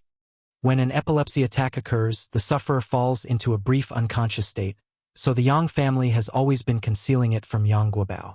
But while she could keep herself quiet, she could not keep others from talking. There has been much gossip outside. Although Yang Guobao is young, he is as clear-minded as a mirror. Mother, Yang Guobao continued, didn't Sister and I Yang give you the prescription? Don't you believe Sister and I Yang? For a moment, Wang Meifeng didn't know how to respond to Yang Guobao. By now, if she still believes in N.I. Yang, what would that be other than self-deception? After all, Dr. Wang is a famed physician. N.I. Yang, on the other hand, is just a young girl. Guobao. Wang Meifeng squatted down, supporting Yang Guobao's shoulder, gazing at him and saying gently, it's not that Mom does not believe in Sister N.I. Yang, but Sister N.I. Yang's prescription is of no use to you. Trust your mother. Mom will definitely make you better, even if it means traveling to the ends of the earth. By now, Wang Meifeng did not want to continue lying to her child. Yang Guobao just looked at Wang Meifeng, his round eyes slightly reddening. He croaked, Mom, one want to be like normal children. One believe in Sister N.I. Yang. This was the first time Yang Guobao spoke so directly to Wang Meifeng. Their words were simple and sincere, but they come from deep within their hearts. Wang Meifeng couldn't control her emotions. Tears streamed down her face instantly. She hugged Yang Guobao tightly, choked with sobs. Guobao, I'm sorry. It's my fault. I'm incapable of giving you a healthy body. Yang Guobao blinked his big eyes, very sensible, patting Wang Meifeng's back, comforting her. Mom, don't cry. I'm fine. We should trust Sister and I Yang once again. I'm not afraid of taking medicine, nor am I afraid of bitterness. One will be obedient in the future. He was afraid of nothing except loneliness and solitude. He yearned for freedom. He yearned even more to be like other children, to play freely and make a group of close friends. Wang Meifeng felt like her heart was about to break. She couldn't bear to object Yang Guobao. She quickly nodded. All right. We will trust Sister and I Yang once again. 111 take you to medicine store now. Dr. Wang said that this medicine didn't have any harm but instead had nourishing health effects. If her son trusted N.I. Yang to this extent, then she couldn't put out the faint light in his eyes. Thank you, Mum. Yang Guobao smiled happily. He believed that Sister N.I. Yang would definitely be able to cure his disease. Even if she couldn't, it wouldn't matter. After all, as the saying goes, gold has impurities, no man is perfect. No matter what, he couldn't bear to let Sister N.I. Yang's efforts go in vain. Wang Meifeng took Yang Guobao to the traditional Chinese medicine store to get the medicines. She got the medicine for 3 months directly, 3 big bags in total, which cost them less than 50 yuan. No wonder Dr. Wang said these medicines were too common. Just taking Yang Guobao to the hospital for a checkup costs more than 100 yuan. How could medicine that costs less than 50 yuan possibly cure epilepsy? Wang Meifeng sighed deeply. Once they returned home, she didn't reveal the truth of the matter to her in-laws and her husband. Instead, she lied and explained that Dr. Wang had approved of the prescription. If her in-laws knew that these medicines had no effect, they would definitely prevent Yang Guobao from taking them. For now, she had to conceal the truth. Meifeng, if Guobao's health improves in 3 months, we must thank Comrade and I Yang properly, said Zhou Suhua. her face beaming with a smile. Wang Meifeng's face didn't express much emotion. As she simmered the herbal decoction, she just nodded gently. She daren't imagine what Zhou Sua's reaction of disappointment would be once she found out the truth. However, Yang Guobao was very happy, bouncing around cheerfully and saying, "Grandma, don't worry. Sister and I Yang is very amazing. I will definitely get better." Morning market. It was already past 9 o'clock. Usually, during this time, N.I. Yang would have already closed up shop. However, at this moment, N.I. Yang was still busy at her stall. She had prepared 2 large buckets of pickled cabbage fish soup today, more than 500 bowls of noodles in total, 200 bowls more than the day before. All 5 tables were filled, and there were even customers still standing in line, waiting. The air was filled with the sour, spicy, and umami flavors of pickled cabbage fish soup, stimulating everyone's appetite. The stall owners nearby, whose businesses were slow, all looked at N.I. Yang with envy. The aroma of the pickled cabbage fish was so enticing, and the queue was so long.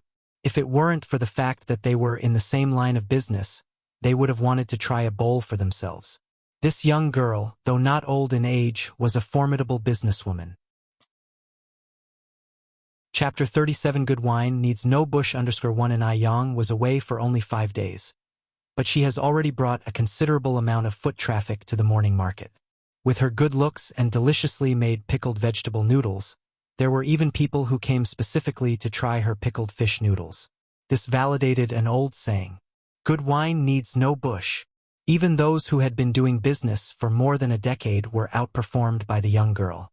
The more they thought about it, the more ashamed they felt. Look at how she sways her hips. What a flirt. I can't tell if she's here to sell noodles or to sell flesh. A mother and daughter pair selling buns exclaimed indignantly, casting hostile glances in N.I. Yang's direction. Selling flesh. This was an insinuation that N.I. Yang was using her looks to attract customers. The mother's name was Sun Chuanxiang and her daughter's Zhu Yonghong. Zhu Yonghong watched N.I. Yang busily serving customers, feeling a sourness welling up inside her. N.I. Yang, who looked even younger than her, was not only attractive but also very business-savvy. In just a few days she had taken all their business away, while N.I. Yang's stand buzzed like a bustling marketplace. Her own sat silent and deserted. Zhu Yonghong was overwhelmed with frustration. Before N.I. Yang arrived, their buns were the best-selling, and out of everyone on the street, she was known for her striking features and was affectionately called the Dumpling's Beauty. Now, N.I. Yang not only stole her business but also her honor. Noodle Beauty will surely emerge soon, Zhu Yonghong thought bitterly. No, she absolutely cannot let this happen. She would not let anyone take what's hers. Sun Chuanxiang looked disdainfully at N.I. Yang. This kind of business, which depends on selling flesh, won't last long. We will just wait until she cries. You're right, Zhu Yonghong responded. Narrowing her eyes, she added in a soft voice, "Who knows if someone will find something filthy in her noodles one day?" Hearing the implication in her daughter's words, Sun Chuanxiang looked at Zhu Yonghong in surprise. "Hong Hong." Zhu Yonghong folded her arms, smiling. "Don't worry, Mum. I know my limits." Zhu Yonghong was a street expert. She knew many bad guys in society through selling buns. If she really wanted to do something, it would be easy peasy. Although this period was marked by a strict crackdown on crime, there were still many who dared to take risks. By the time N.I. Yang sold out all of her 500 bowls of noodles, it was already 10:30 in the morning. Even though it was late, there were still many people who hadn't eaten, waiting in line. N.I. Yang wished she could sell more noodles each day, but she had other things to do. Besides, her body could not handle much more. She was, after all, only 17. Transporting nearly 200 kilograms of soup from the outskirts to the city every day was already the limit of what her physique could manage. Today she sold over 560 bowls of noodles, making a total of 168. 3 yuan. If she could sell over 500 bowls a day, then she would make 5,040 yuan a month. After deducting expenses and daily overheads, she could make around 4,800 yuan. With this pace, she could rent a shop space in 2 months. 4,800 yuan might be considered a common monthly wage in later generations, but in this era it was considered a huge amount of money. After all, a worker's salary was only tens of yuan a month at this time. However, the reputation for private enterprise was not great during this period, which is why most families were unwilling to start businesses. It's for this reason that many people who ventured into business in the 1980s eventually became billionaires. Start with small money, then make big money. After tidying up the table and stove, N.I. Yang moved all her stuff to the neighboring shop. Usually, N.I. Yang came around 8 o'clock and Lu Dongliang would always be waiting at the door on time. But today, due to her delay, Lu Dongliang was nowhere to be found. After arranging the tables and chairs, N.I. Yang called out habitually, "Uncle Lu, are you in?" After putting down the stuff, it was necessary to greet the shop's owner. Shortly, the footsteps inside the house could be heard. It must be Lu Dongliang about to make his appearance. Without lifting her head, N.I. Yang declared, "Uncle Lu, I've put the table and chairs away. If there's nothing else, I'll leave first." My father left for some errands." A strange male voice sounded in her ear. His voice was as gentle as jade, a stark contrast to Lu Dongliang's coarse voice. Upon hearing this, N.I. Yang looked up in surprise. Standing in front of her was a teenager about 17 or 18 years old. He was tall, dressed in the most popular plaid shirt, and was wearing top-quality pants. In the parlance of later generations, he was indeed a handsome young man. During their eye contact, Lu Wei's face turned slightly red, and he broke into a nervous sweat. People of this era were truly innocent like this. N.I. Yang withdrew her gaze indifferently and smiled. "Since Uncle Lu isn't here, could you please tell him that N.I. Yang stopped by? He knows me." Lu Wei nodded in response. "Sure." After a pause, he added, "My name is Lu Wei, Lu as in Liu Bei, and Wei as in greatness." N.I. Yang returned the gesture politely with a smile. "Nice to meet you. I have things to take care of, so I'm heading home now." With that, she got on her bicycle and left. The bicycle was large and had big iron buckets attached at the back.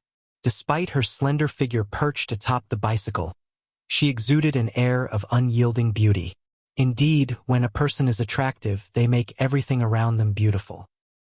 Watching N.I. Yang's figure gradually disappear into the distance, Lu Wei let out a huge sigh of relief. It was strange.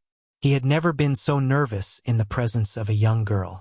Even the belle of his class seemed ordinary to him, but N.I. Yang was different. This girl, whom he had only met twice, had left a deep impression on his heart.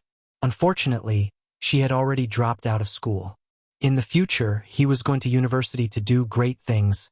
A girl who didn't even graduate from junior high school was no different from an illiterate. He couldn't possibly introduce such a girl to others. Remembering this, Lu Wei jolted back to reality, mentally slapping himself. What was he thinking? Today, N.I. Yang bought another 60 kilograms of vegetables and 20 fish. Since it was summer, she had to ensure the taste of her pickled cabbage fish soup noodles, so she needed fresh live fish.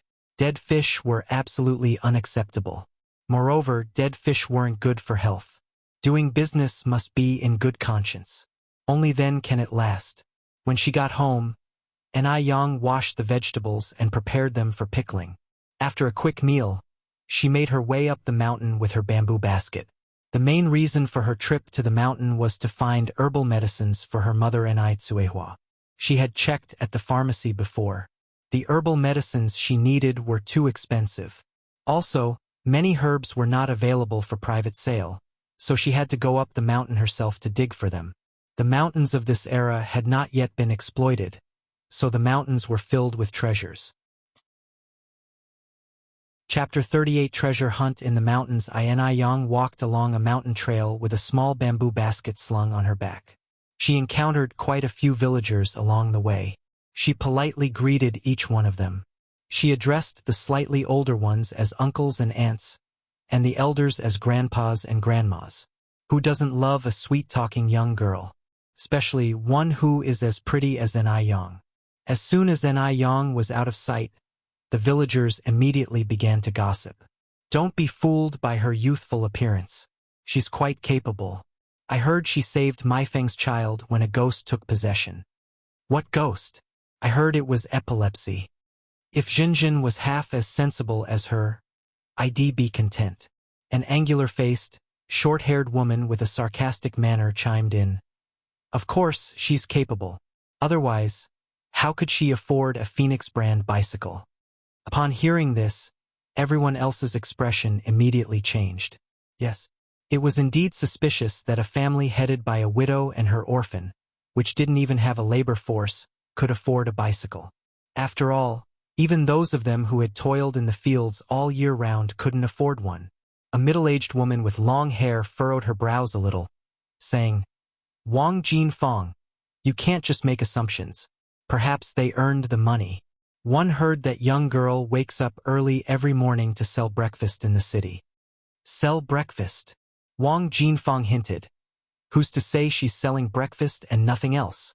Wang Jinfang was a notorious gossip in the village, and a typical example of one who wants others to be poorer than oneself.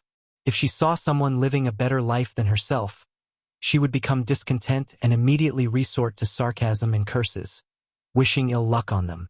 The long-haired woman, who was more reasonable, immediately retorted, Wang Jinfang, we're in front of everyone here, and we should ensure we have evidence before we speak. And Yang was too young to have her reputation ruined by Wang Jinfang's. How would she hold her head high in the village in the future? Looking at the long-haired woman, Wang Jinfang spitefully shot back. So, you witnessed her selling breakfast in the city? Or are you her business partner? Her last sentence was especially pointed. You! The long-haired woman's face turned red in anger. She coughed and retorted, You're just babbling nonsense. You're just stirring up trouble for no reason. Am stirring up trouble? I think it's you, Zhou Qingshang, who is feeling guilty. Wang Jinfang widened her eyes, looking very fierce. Zhou Qingshang didn't even know an Yang. She must have seen her buying the bicycle and wanted to ingratiate herself, so she stood up for her. Otherwise, why would she be so kind-hearted? Hypocritical. Shameless. Ahem. Am feeling guilty? Ahem. Wang Jinfang. You tell me now, for what reason should I feel guilty? Seeing that the argument was escalating, someone immediately stepped in to mediate. Enough is enough already. Let's not quibble over an outsider. Since Zhou Qingshang, who was educated and also felt a bit under the weather, was coughing all the time, she didn't want to argue further with Wang Jinfang. She picked up her hoe and headed towards the field. How can you reason with such a person? In the mountains, an Yang, with her basket on her back, was venturing among the rocks on the mountainous trail, finding many wild medicinal herbs along the way, such as angelica, lingzhi, astragalus, buplurum, and more.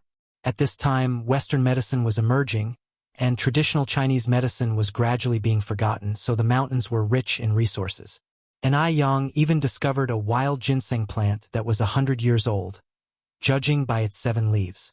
Ginseng is renowned as the king of all herbs and is famed for its abilities to calm the mind, stabilize the soul, reduce palpitations, dispel evil, clarify vision, uplift mood, and stimulate the mind. It is particularly suitable for women recovering from childbirth and suffering from deficiency of vital energy. An Yen was overjoyed and took a spade, carefully digging around the base of the ginseng plant, terrified she might break even a single root hair. A moment later, an entire ginseng plant had been unearthed. Although it was wild, the quality of this ginseng was exceptionally good and quite large. At the pharmacy, you couldn't buy such a ginseng for less than several hundred yuan. An Yen placed the ginseng in her bamboo basket and continued to wander through the forest. If there was one ginseng in this forest, there had to be more than just one. Sure enough, before long, an Yen found a second ginseng plant nearby. However, this one wasn't a 7-year-old plant, but a younger ginseng of 3 to 5 years. Even though it was not an older plant, the effectiveness of this young ginseng still exceeded the one sold in the pharmacy. Having dug out the second ginseng, an Yen was unable to find a third. Ginseng is a plant that one stumbles upon rather than actively seeks. And Ai Yen didn't persist in looking for more ginseng but started to dig up some other herbs. During this process, she also discovered a cluster of aloe vera plants. Aloe vera is a valuable asset. It not only enhances beauty but also serves as traditional medicine and can reduce inflammation, detoxify, dissipate blood stasis, and kill parasites. It treats ocular inflammation, constipation, leukorrhea, hematuria, childhood epilepsy, retained phlegm, burns and scalds, hemorrhoids, scabies, abscesses, bruises and injuries, and many more ailments. And Ai Yen picked up her spade, dug up a few aloe vera plants and put them in her basket. She planned to plant them in front her home when she returned. After finishing all these tasks, Ai Yen slung her bamboo basket over her back and started descending the mountain. The lush vegetation and the mountain breezes refreshed her spirit and soothed her mood. As Ai Yen walked, she started to hum a little tune, filled with happiness. Just then, Ai Yen perceived a slight movement and immediately froze in her steps, looking towards a bush nearby. There was a grinding, gurgling noise coming from the bush. Something was in that bush. Having realized this, Ai Yen stepped towards the bush, and with a swift motion of her hand, parted the foliage. There, hidden within the bushes, were 7 or 8 gray baby bunnies.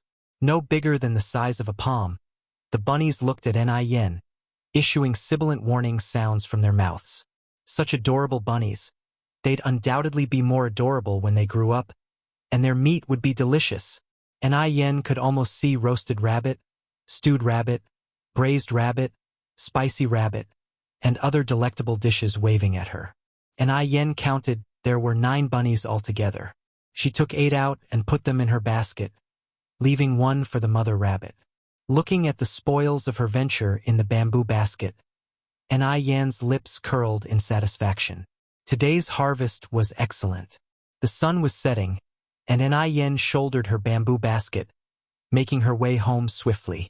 At this time, a middle-aged woman with long hair walked towards Ai Yen, constantly breaking into fits of coughing. The woman was none other than Zhou Qingshang, who had spoken up for Ai Yen in the afternoon. Although unaware of the incident in the afternoon, Ai Yen courteously greeted her. "Hello, Auntie Wang." Zhou Qingshang laughed. "Oh, it's you, Yang Yang. Have you just come down from the mountain?" She burst into a fit of coughing before she could finish, her eyes red from the intensity. People suffering from flu get worse at the beginning and the end of the day. Ai Yen nodded. "I have picked some herbs from the mountain. Auntie Wang, have you caught a cold? Have you been to the hospital?" Zhou Qingshang dismissed it casually. "It's just a minor cold. 111 be fine in a few days." Villagers usually react this way because they are keen to save money. They endure both major and minor illnesses on their own, only opting for a hospital visit when absolutely necessary. Many have even turned minor illnesses into major ones, eventually leading to fatalities. A cold is not a trivial matter. If the cold virus enters the bloodstream, it can lead to complications such as pneumonia and hypoxia. Ai Yen cautioned while taking a few plants that appeared similar to a bamboo leaf from the basket and handed them to Zhou Qingshang. She continued, "Auntie Wang, this is a medicinal herb called buplurum. After you go home, strip off the leaves and twigs, clean the roots and stems thoroughly, and then boil them to drink. Within 3 days, your cold will be gone." According to the Compendium of Materia Medica, buplurum is bitter and sweet. It is capable of dispersing body heat, soothing the liver and lifting yang energy. It is highly effective against colds. In fact, it could cure the cold in a day. 3 days is just a conservative estimate. Chapter 39 caught the little rabbit eye as Ai Yang had previously saved Yang Guobao. Everyone in the village knew that she was quite capable. Zhou Qingshang also took a great liking to this young girl, promptly taking the buplurum from Ai Yang's hand, laughing as she said, "Thank you so much, Yang Yang. They'll decoct it into a drink as soon as I get home." Ai Yang gave a slight smile, speaking softly, "Auntie Wang, no need for formalities." The more Zhou Qingshang saw of Ai Yang, the more she liked her. She regretted not having a good squabble with that gossipy woman, Wang Jinfang. If she heard the gossipy woman badmouth Ai Yang again, she herself would certainly give her a slap. After saying goodbye to Zhou Qingshang, Yang continued on her way home. It was already 5:30. Since it was June, the sun was still high in the sky. When Yang returned home, her younger sister, Yun, was wailing loudly, while Tsuehua was trying to calm her down. However, the little girl seemed to have suffered some wrong. The more she cried, the louder she became, refusing to stop despite the placating efforts. "Mom, what's wrong with my little sister? Why is she crying so pitifully?" As Tsuehua pedaled back and forth to shush the child, she said, "All children are like this. It's fine. She'll stop crying in a while. You just go about your business." Yang had never had or cared for children in her previous life, and was clumsy at consoling children. So she could only first leave the room, allowing Tsuehua to soothe her alone. Yang went into the yard, and suddenly remembered that she still had 8 cute little rabbits in her basket. So she found a large cardboard box from her house, and put the little rabbits inside it. The little rabbits were highly adaptable, and as soon as they were placed inside the box, they began to happily hop about. Thinking that the little rabbits hadn't eaten anything all afternoon, Yang took a few veggies from the kitchen and placed them in the box. The sight of the greens made the rabbits' eyes practically glow, and they immediately began to nibble on the leaves. After settling the rabbits, Yang took the aloe vera and herbal medicine that she had dug up from the mountain, selected a few plants, and planted them in the ground in front of the door. This was originally a wasteland that hadn't been cultivated for many years, but Tsuehua was diligent. After reclaiming the wasteland, she not only sprinkled vegetable seeds on it, but also built a fence around it to keep chickens and ducks away. The vegetable seeds that Tsuehua had planted a few days ago had already sprouted. Before long, they would be able to eat the vegetables they had grown themselves. It hadn't rained for several days, so after she finished planting the aloe vera and herbs, Yang watered the vegetable sprouts. After doing all these, Yang finally had time to prepare dinner. There were still some river snails she'd found before. Tonight, she could cook spicy stir-fried snails, and also a pig's feet and clam soup, carrots stir-fried with meat, and stir-fried leeks. Except for the spicy stir-fried snails, the other 3 dishes all have beauty benefits. Some dishes can help with breast growth, some are good for the skin, smoothing wrinkles and anti-aging, while some are good for the hair. The taste is excellent. She could cook even the most ordinary ingredients into a feast, causing one to be unwilling to stop eating. When dinner was ready, it was already past 7. At this time, Chungue just got off work and came back home. "Yang, your cooking skills have improved greatly. I could smell it from far away. Should we wash our hands and eat now?" After living together for these days, Chungue had fallen in love with Yang's cooking. Moreover, Chungue had surprisingly found that his physical condition had also undergone considerable changes recently. For instance, the wrinkles at the corners of his eyes seemed to have lightened a lot, and his complexion was not as dull as before. He felt that all these changes should be attributed to the delicious meals that Yang cooked. "Auntie is back. Dinner is ready, we can start eating now," Yang replied, bustling about in the kitchen. "Then I'll go wash my hands." Chungue made a beeline to wash his hands with quick steps.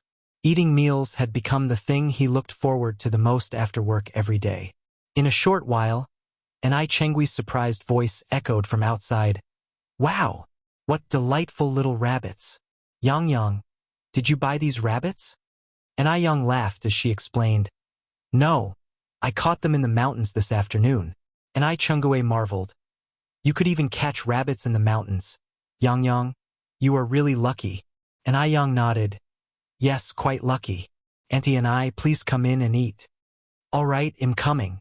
3 people sat around a table, chatting and laughing together in a lively atmosphere. The next morning, Yang got up before dawn as usual. After making breakfast, she headed out to set up her stall at the morning market. Today, she had also made 2 barrels of fish soup, enough for more than 560 bowls. The noodles were selling incredibly well today, with a long queue that never seemed to shorten. Seeing the success of Yang's business, Zhu Yonghong gritted her teeth in frustration. Observing the long queue, Zhu Yonghong decided to take action. She announced loudly, "The price of meat buns has dropped. 6 meat buns for just a cent." Vegetarian buns, which usually cost a cent for 3, were now 6 for a cent, and they were filled with meat. Even if she didn't make a profit, she couldn't let An Yang benefit today. As some of the customers in line heard the announcement, they were tempted to run over there. "I'll take 6 meat buns." Zhu Yonghong smiled as she took the money. "Sure. Just a moment." Seeing that she had taken half of An Yang's customers, Zhu Yonghong felt even more smug, her mouth curling into a satisfied smile. Selling 6 meat buns for a cent was indeed unprofitable, even at a loss. However, the loss was only for this morning. She planned to replace the meat tomorrow and add more ingredients, naturally making a profit. An Yang, on the other hand, seemed unfazed by the customers flocking to Zhu Yonghong's side and continued to calmly serve the remaining customers her noodles. Such is business. Competition creates pressure, and pressure creates motivation. Someone raised their voice from the crowd. "Hey boss, the bun shop next door has lowered their prices. How about you lower the prices of your noodles too? With 3 cents I can now buy 18 meat buns."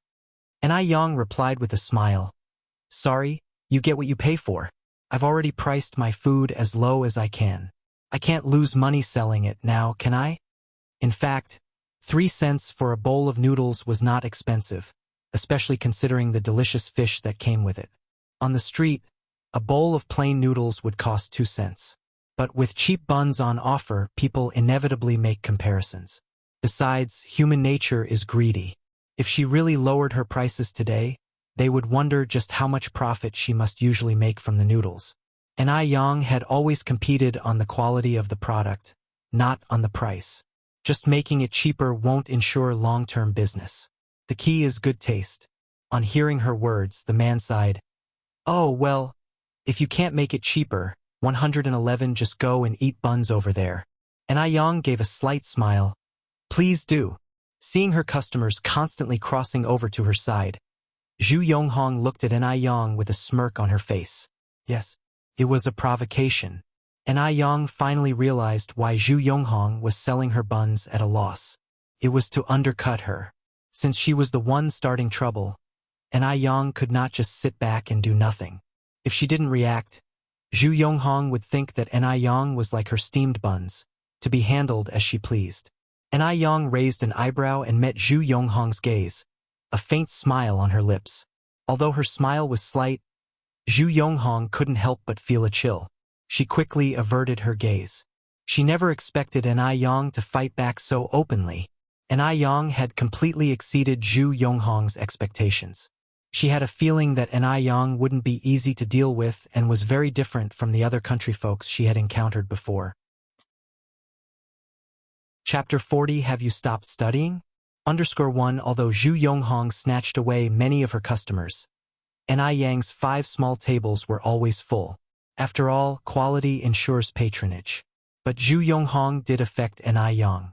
Yesterday, all the noodles were sold out past 10 in the morning, while today they continued to sell until after 11. Whereas Zhu Yonghong packed up early. On her way out, she even sneered at An Yang.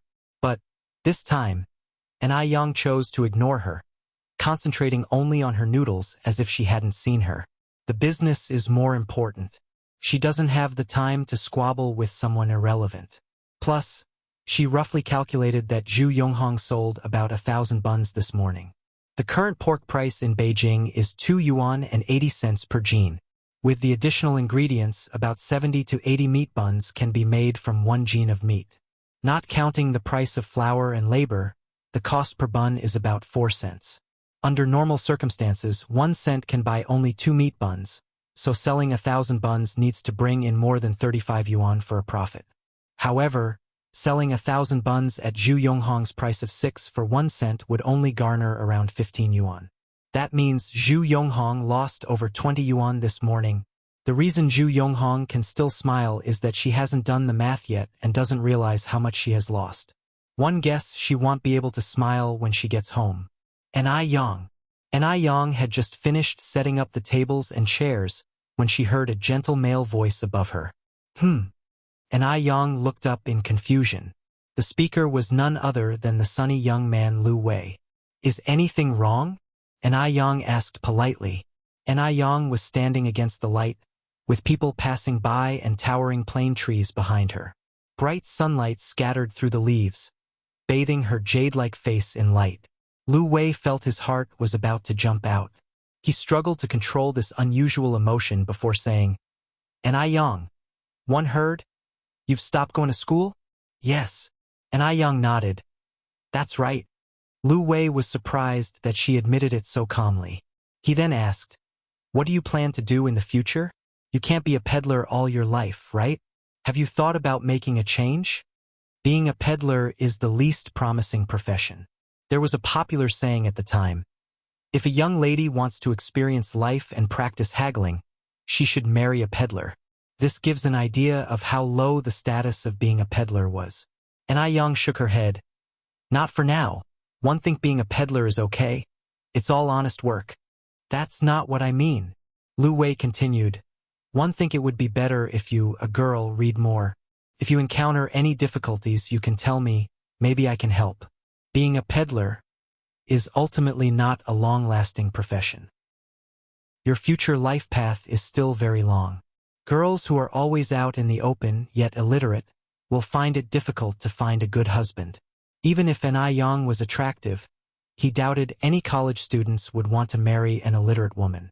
He said this for her own good. If Lu Wei knew that the peddlers of today would become the first generation of rich people in the future, he would certainly regret his words today. No matter how much people look down upon peddlers today, later generations will be envious of the first generation of peddlers. And I Yang nodded with a smile and said, "Thank you for your suggestion. One will consider it seriously." Regardless of what Lu Wei said, she was not going to give up her studies. It's just that the time is not yet ripe. She has not yet found her footing in Beijing. In her previous life, she was a top student at a 211 university. This life can't be too bad either. Lu Wei scratched his head, laughing. "You're welcome. If you encounter any problems, you can tell me." And I Yang politely smiled. "Thank you, I will." In a courtyard home in Beijing, Zhu Yonghong, pushing her old bike, walked in beaming with pride. "Hong Hong's back. How was business today?" Sun Chuanxiang immediately greeted her. She was feeling a bit off today, so she hadn't gone out with her daughter. Zhu Yonghong parked her bike and said, laughing, "Mom, one sold all the buns today." Upon hearing this, Sun Chuanxiang was astonished. "Hong Hong, are you joking with me?" She then asked, "Didn't the woman who sells noodles show up this morning?" "Mom, what are you talking about?" Zhu Yonghong hugged Sun Chunxiang's arm and said, "In your eyes, am I not even comparable to that hillbilly?" Sun Chuanxiang patted Zhu Yonghong's hand. "One didn't mean that. So you really sold over 1,000 buns?" "Of course it's true." Zhu Yonghong puffed up her chest. "You don't know who your daughter is?" Hearing her words, Sun Chunxiang's smile became even more kind. "Right. How can my daughter not be awesome?" Zhu Yonghong held onto Sun Chunxiang's arm and continued, "Mom, you didn't see An Yang's face when I stole all her customers this morning. Haha, I laughed so hard. Just the thought that she had successfully stolen most of An Yang's customers this morning made her feel so satisfied." Sun Chuanxiang couldn't help laughing either. Then she held out her hand to Zhu Yonghong. "Where's the money? Let me have a look." The bun business hadn't been so good in a long time. Zhu Yonghong pulled out a handful of change. "Here. This is it." Sun Chuanxiang took the money and stood there happily counting it. But slowly, her smile faded. Did she miscount? Sun Chuanxiang counted it over and over, but no matter how she counted, it only amounted to 15 yuan and 70 cents. These over 1,000 buns were supposed to sell for at least 37.80 yuan. So why is there so much missing? "Hong Hong, is there more money?" Sun Chuanxiang looked uneasy. Did her daughter secretly misappropriate the money from selling the buns? "That's all there is?" Zhu Yonghong frowned slightly. "I gave you everything." Sun Chunxiang's face suddenly darkened. "Over 1,000 buns total, and hay race only 15 yuan and 70 cents. Where's the other 20 or so yuan? Did you eat it?" She still has a son in college who needs about 50 yuan a month for living expenses. All the money she earns each month goes to her son. Seeing that her son's living expenses for this month have not yet been settled, of course, Sun Chuanxiang is anxious. Don't worry, let me explain. Zhu Yonghong told the whole truth about this morning to Sun Chuanxiang. After listening, Sun Chuanxiang was immediately furious. She threw all the change in her hand at Zhu Yonghong's face. You good for nothing. Rip off. You've squandered the buns I worked all night to make. Go get my money back right now.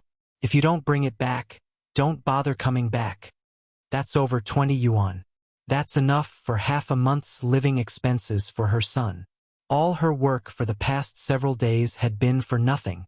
Sun Chuanxiang, who hadn't been to school for very long, didn't mind her words when she was full of anxiety and anger. Mom, how could you say that about me? Zhu Yonghong wept plaintively. Didn't one do it for our business? You don't understand how many people came to buy buns this morning.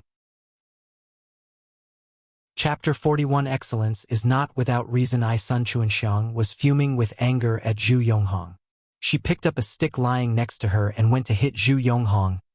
You're a disgrace to our family and dare to talk back. They'll beat you to death today.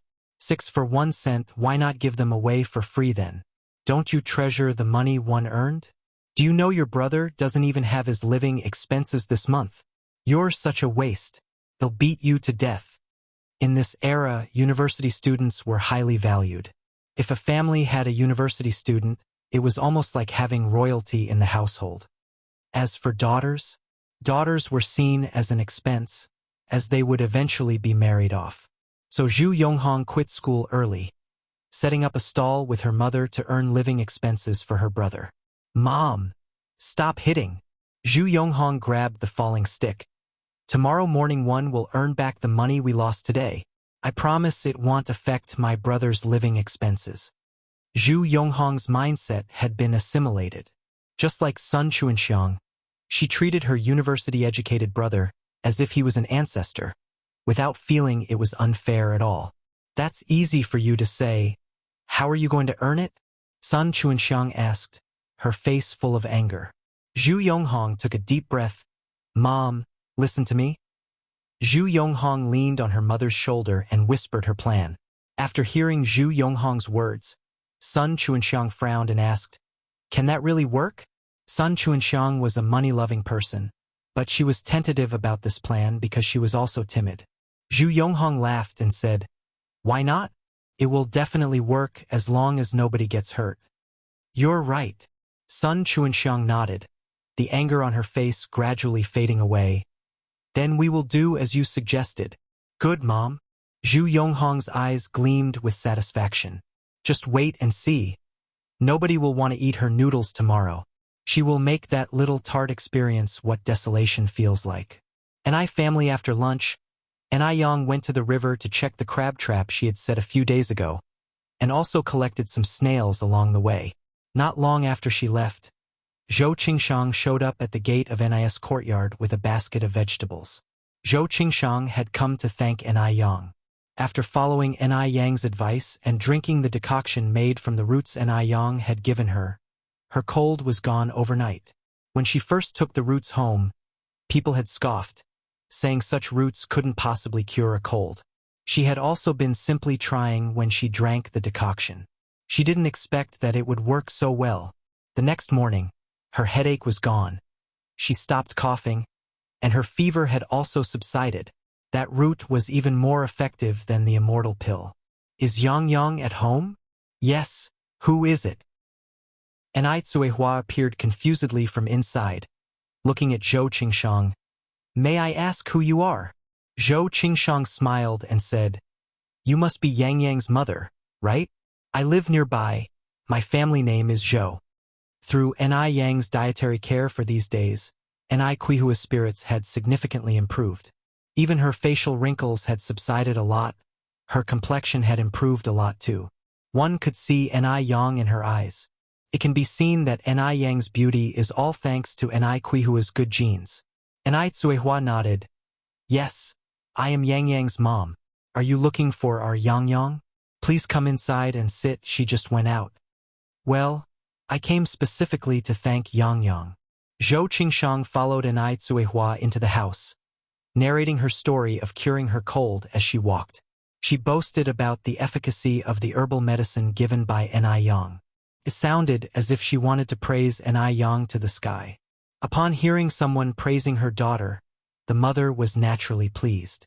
Enai Cuihua said, laughing, "Please sit for a while. I will get you a glass of water." Zhou Qingshang took Enai Cuihua's hand. "No need to keep yourself busy, Yang Yang's mom," she said as she put the basket of vegetables on the table. "Yang Yang has helped me a lot, but I didn't have anything as a token of gratitude. These vegetables are all grown by me, you guys can have them. If it's finished, we still have some at home, you can take them from my vegetable garden." Enai Yang and her mother just moved in, so Zhou Qingshang assumed they must not have any vegetables. That's why she brought over some fresh vegetables.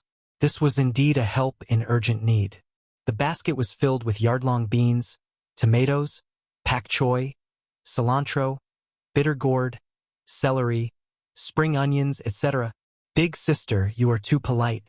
Actually, Yang Yang didn't do much. We can't accept these vegetables." Enai Cuihua is a straightforward person. She felt like they didn't do enough to deserve such a big advantage.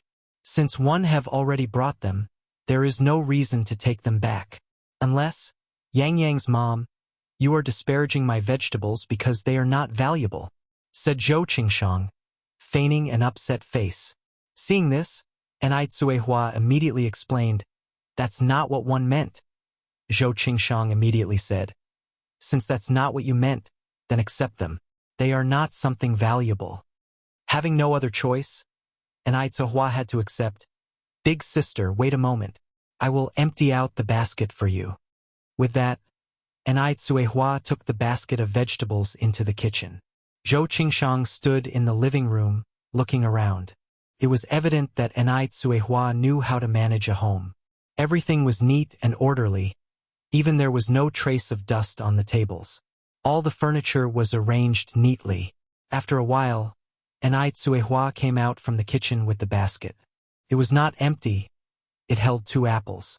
Reciprocating kindness is a virtue passed down through thousands of years in China.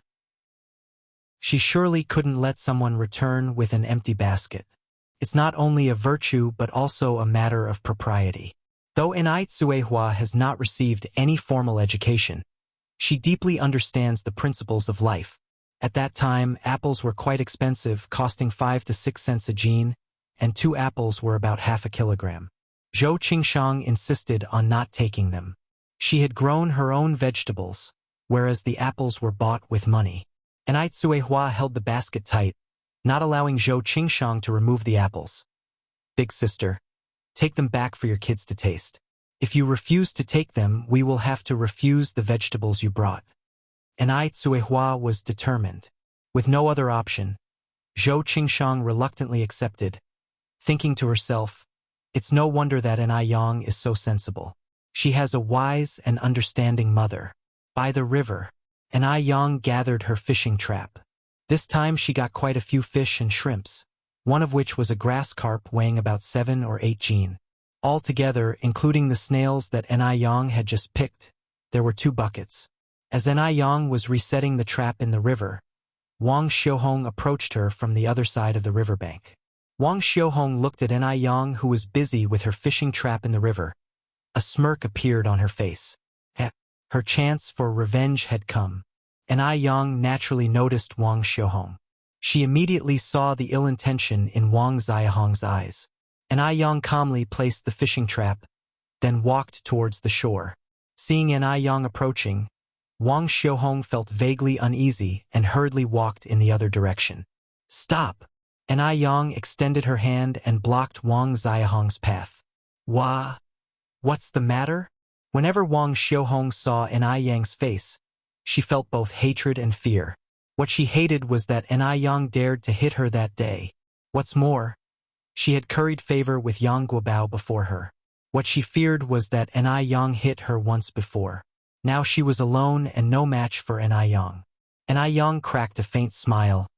"Why do you think I'm stopping you? Don't you have an idea in your mind? Chapter 42. Gooden with high EQ. Wang Xiuhong swallowed nervously, took a step back and stammered, "What do you mean?"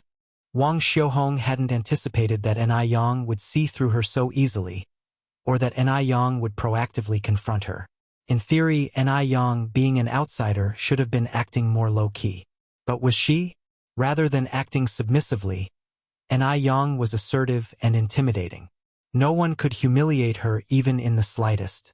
Wang Xiuhong looked at Ni Yang, immediately meeting a pair of sharp eyes with a clear division between black and white.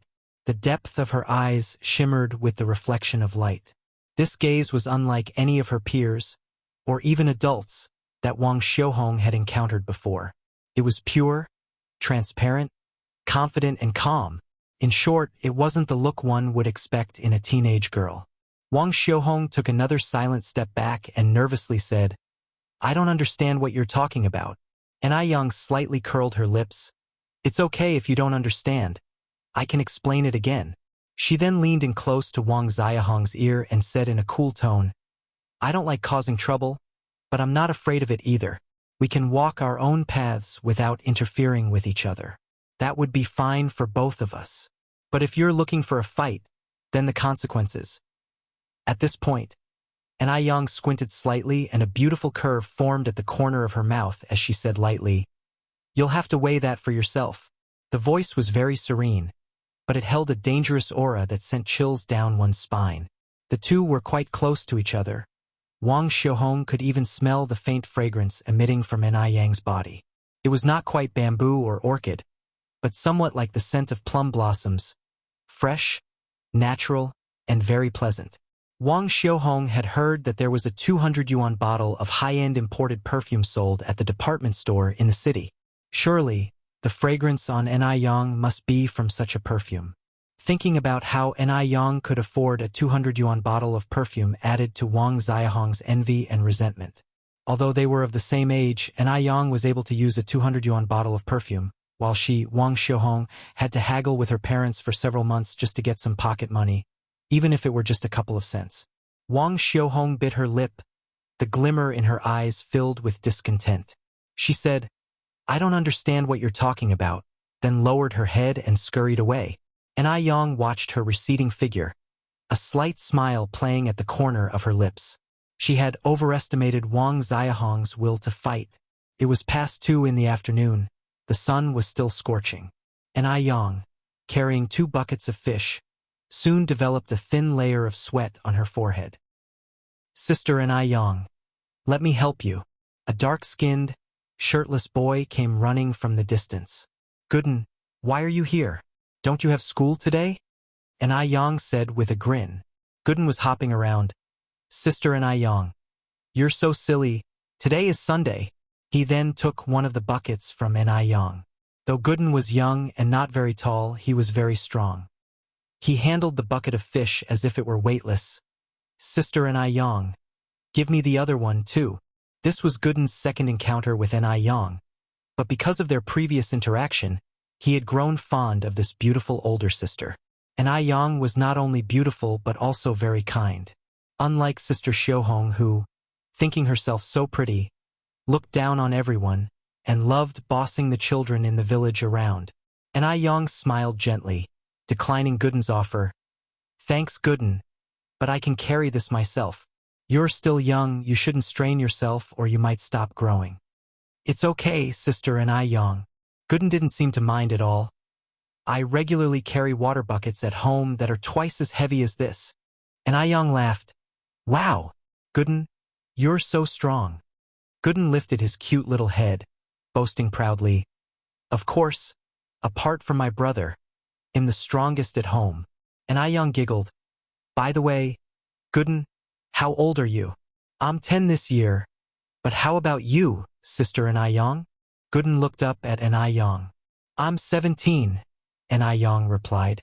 Gooden continued. "So you are the same age as my brother. He's also 17 this year. My brother is going to take his college entrance exams next year. Sister Ni Yang, are you going to take yours?" Ni Yang answered with a smile. "Of course I am." Chatting with Gooden along the way, they soon reached home. Gooden put the plastic bucket on the ground. Sister and I Yang, am going home now. Remember to come play when you're free, he said. And I Yang nodded slightly. Sure. Then, as if she just remembered something, she grabbed Gooden's hand. Wait for me a moment, Gooden. And with that, she quickly rushed back into the house. Gooden obediently stood there, curiously looking at everything around him. Soon an I Yang returned out of breath. She handed a bag of candy to Gooden. Gooden, this is for you to eat, she said. Thank you, Sister and I Yang, but I can't accept it, Gooden declined. Although Gooden is young, he understood the principle of not accepting something for nothing. If he just accepted Sister and I Yang's candy like this, she might think that he approached her with a motive. And I Yang laughed and said, just take it. It's only a bag of candy, not some valuable item. Besides, we are friends, right? If you don't take it, it means that you do not want to be friends with me. Gooden quickly said, I want to be friends with Sister and I Yang. Then take it. And I Yang reaffirmed, shoving the candy back into Gooden's hand. Thank you, Sister and I Yang. Gooden continued, Sister and I Yang, can I share some of this with my other friends? Candies were quite a rarity in those days. Children usually couldn't eat candies unless it was during the new year. And I Yang nodded with a smile. Of course you can. The candy is now yours. You can share it with whoever you want. Gooden thanked her again. Thanks, Sister and I Yang. They'll be going now. Off you go. And I Yang nodded slightly. Goodbye, Sister and I Yang. Gooden waved at an I Yang and ran off. Gooden arrived at the usual spot where his friends were playing and gave each of them a piece of candy. One of his friends curiously asked, Wow, Gooden, did your family strike it rich? Smugly, Gooden replied, This is given to me by Sister and I Yang, and she told me to share it with all of you. Do you guys know who Sister and I Yang is? She's the best-looking lady in our village. I'm now good friends with Sister and I Yang. Gooden is a good boy. He knew that some adults had misunderstandings about Sister and I Yang and had even defamed her. So he wanted to build up her image in front of his friends. After all, Sister and I Yang is genuinely good. He didn't want those adults to keep misunderstanding her. At his words, all his friends looked at Gooden with envy. I know that Sister and I Yang. She's even prettier than Sister Xiaohong. Wow, Sister and I Yang is so nice. I like Sister and I Yang. I like her too. Thanks to Gooden's endorsement, the term Sister and I Yang started to spread among the children. Sister and I Yang also became the most popular person among the children. Everyone knew that the new Sister and I Yang is gentle and kind. Not only is she beautiful, but also she's much softer than Sister Xiaohong, by at least than 10 times.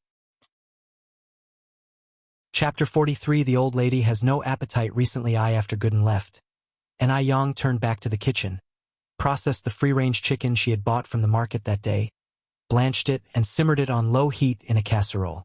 After the water came to a boil, and I Yang added the ginseng she had dug up from the mountain yesterday, followed by a few large jujubes. Soon, the small kitchen was filled with the fragrance of chicken soup. Looking at the soup simmering in the casserole, and I Yang poured the fish and shrimp from the bucket into a large basin and kept them in fresh water, planning to kill them later in the evening to make sour fish soup. Anticipating that she would catch fish from the traps, and I Yang only bought 18 fish from the vegetable market this morning. As an I Yang was busy in the kitchen, and I Tohua came in carrying a child. Yang, these vegetables were sent by Aunt Jo. She said you cured her cold and wanted to thank you with these. In the corner was a pile of fresh vegetables with a bundle of homemade sticky noodles nestled in the middle. And I Yang said with a smile, Aunt Jo is too courteous. Mom, let's have sticky noodle tonight. Sticky noodle? And I Tohua asked puzzled. What is sticky noodle? And I Yang gave a mysterious smile. You'll know by tonight. And I Yang was a person of strong execution. She announced that they would have sticky noodle for dinner, and immediately cut off the tail of the snails, cleaned them thoroughly, heated the wok until it was red hot, drizzled it with rapeseed oil, added 2 spoonfuls of bean paste and fried until the red oil was out. She then put in the chopped green onion, ginger, garlic, star anise, and Sichuan peppercorns and stir-fried them. After these ingredients were stir-fried to bring out their fragrance, she added the snails and stir-fried them over high heat for 5 minutes, then added water. After the water boiled, she put in the cut hog bones, simmered it on a low heat for 3 hours. By then, the broth was ready. The flavorful and aromatic broth is the essence of the whole sticky noodle. With the broth ready and early in the evening, around 5 o'clock, the chicken soup that had been simmering was also ready. And Yang took the lid off, scooped out a large bowl of chicken soup and chicken meat, and handed it to Enai Tsuehua. This ginseng chicken soup was intended to nourish Enai Kuihua's body. Enai Tsuehua was currently weak and needed more nourishment. Clear chicken soup with a thick layer of yellow fat floating on top. All the chickens at this time were free-range, revered as free-range chicken in later generations. Not only was it nutritious, but it also tasted amazing. Adding a bit of salt made the soup delicious, and the chicken melt in the mouth. In the beginning, Enai Tsuehua refused to drink the chicken soup. Enai Yang tricked her by telling her that she had already had some herself. Only then did Enai Tsuehua hesitantly drink it. Evening came in a blink of an eye, and it was time for Enai Changui to return home. Enai Yang boiled a pot of water, blanched the sticky noodles, greens, and black fungus in it, scooped them out into a bowl, then poured the prepared snail broth on top and sprinkled it with spring onions and cilantro. If you like chili, you could add a spoon of chili sauce and fragrant vinegar. A bowl of fragrantly steaming sticky noodle is then ready. As soon as Enai Yang brought the blanched noodles to the table, Enai Chengui returned. She smelled the fragrance just as she arrived at the door. Yang, what's for dinner? It smells so good. Aunt Enai is back home. We're having sticky noodle for dinner. Enai Yang replied with a radiant smile. Enai Tsuehua laughed and said, Our Yang loves to make these exotic dishes. Dishes like sourfish, stewed carp with kelp and pork feet, potato mushroom soup, and so on. She had never heard of these dish names before, but they were created by Enai Yang. These were clearly unconventional cooking methods, yet the taste was superb. Enai Changui hung her bag on the coat rack and asked curiously, Sticky noodle? Does it have snails in it? I've never heard of sticky noodles in all these years. Sticky noodle is a signature dish from Guangyu. In fact, it existed as early as the Qing dynasty. Due to limited transportation and information channels at this time, sticky noodles were only popular locally, not being featured in snack shops on every street and alley like in later times. Enai Yang explained with a grin, Sticky noodles is a specialty of Guangyu. One read about it in a book. This is my first time making it, and am not sure if it tastes good. Aunt and I have a seat and try it. All right, I'll try it now.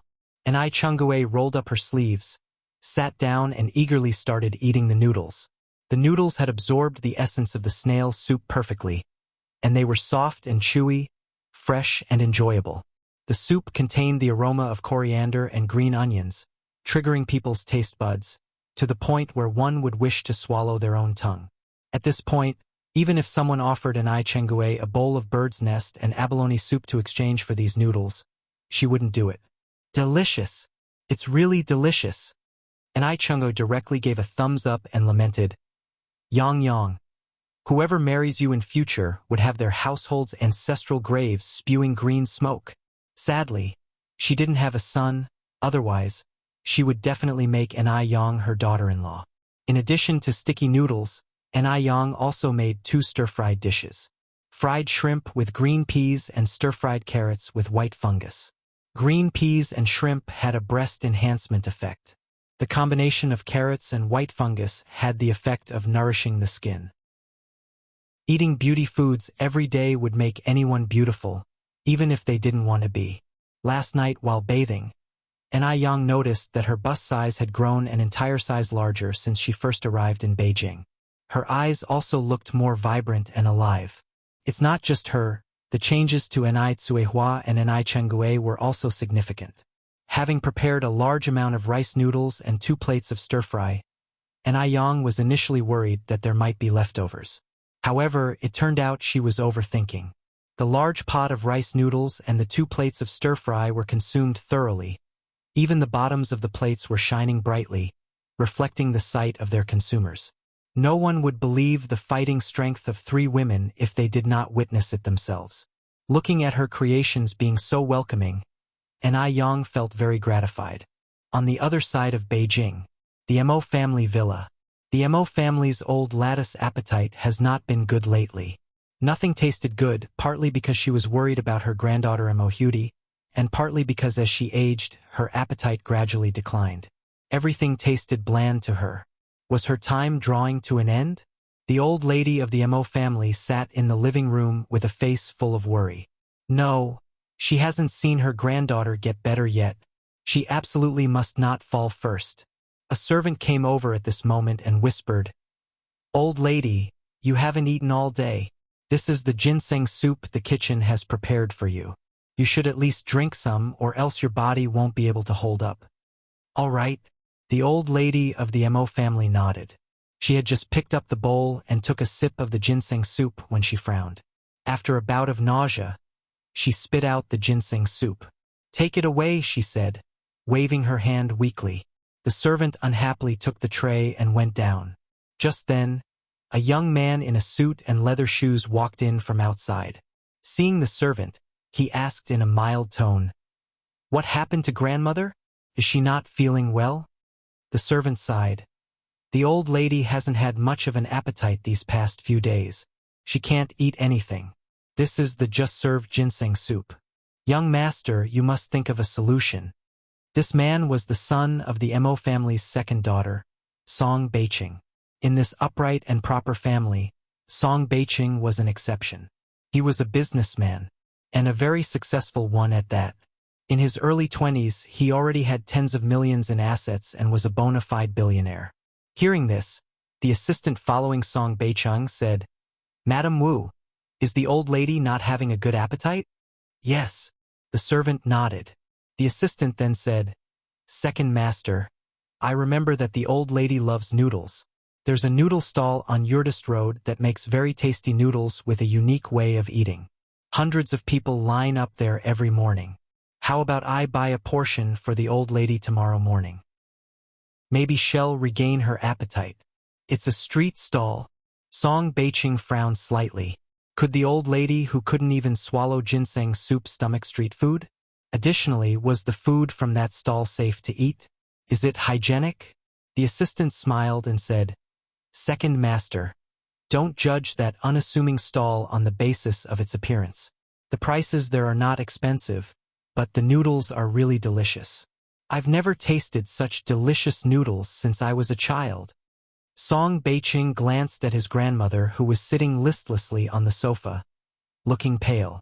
After hesitating for a moment, he said, "Then I'll have to trouble you to buy a portion of noodles for my grandmother to try tomorrow morning." Chapter 44. Still overcrowded. Upon hearing this, the assistant was pleasantly surprised. "It's not difficult, it's what I should do." He didn't expect the second master to take his suggestion seriously. He was extremely moved for a while. After all, when had people as high-ranking as Grandma Mo ever tasted street food? However, the taste of that roadside stall was indeed good. The noodles, the pickles, the fish slices, you would want to eat it a second time, a third time after tasting it once. He believed that Grandma would really like it. If Grandma's appetite improved because of this, he would also be credited with great merit. As an assistant, he had to share the boss' worries. Song Beiqing nodded and walked towards Grandma Mo. "Grandma, Beiqing is here." Grandma Mo quickly stood up with a face full of smiles. Grandma Mo was a kind elder. She got along well with all her grandchildren. Song Beiqing helped Grandma Mo sit down. "Grandma, I heard from Mom Wu that you're not eating properly again." Grandma Mo sighed. When you get old, your appetite isn't good. One can't eat." Song Beiqing smiled and said, "Grandma, you're not old at all. Shaoli said that the morning market recently introduced a new way of eating noodles. It tastes very good. 111 have him buy it tomorrow morning and bring it to you." Grandma Mo waved her hand. "No need to trouble him, it would be a waste." Song Beiqing poured a glass of water for Grandma Mo. "Grandma, for Shaodai's sake, you should at least try. You can't eat nothing, right?" Mentioning Mo Hudi, the expression on Grandma Mo's face dimmed a little. She compromised. Okay. Let Xiaoli send it to me tomorrow morning to try. In all these years, I've never heard of any new way to eat noodles. In fact, Song Beiqing didn't know what kind of magic this noodle had. But he still mysteriously said, "You'll know by tomorrow morning." Grandma Mo understood Song Beiqing's filial piety and chuckled. Then he'll look forward to tomorrow morning. Song Beiqing chatted with Grandma Mo for a while, then went to see Mo Hudi before leaving the Mo family. Time went by quickly, and it was the next morning before they knew it. Zhu Yonghong came to the morning market half an hour earlier than usual. She had originally thought that her stall would certainly be crowded this morning, but she didn't expect it to be Ni Yang's place that was actually overcrowded. Ni Yang hadn't arrived yet, but a queue had already formed there. Zhu Yonghong gritted her teeth in anger, then put on a smile and shouted, "Meat buns are cheaper. 6 for 1 cent. 6 for 1 cent. She had prepared more than 3,000 meat buns today. Surely she would be able to make up for the money lost yesterday. Contrary to Zhu Yonghong's expectation, these people did not swarm over like yesterday when they heard 6 meat buns for 1 cent. Only 2 or 3 people came over to buy some because it was cheap. How could this be? Zhu Yonghong's heart suddenly chilled. Clearly, her business was very good yesterday. What kind of magic potion had Ni Yang fed these people? In fact, these customers were all Ni Yang's regular customers. They were used to eating sour fish noodles. Besides, most of them had tried buns yesterday.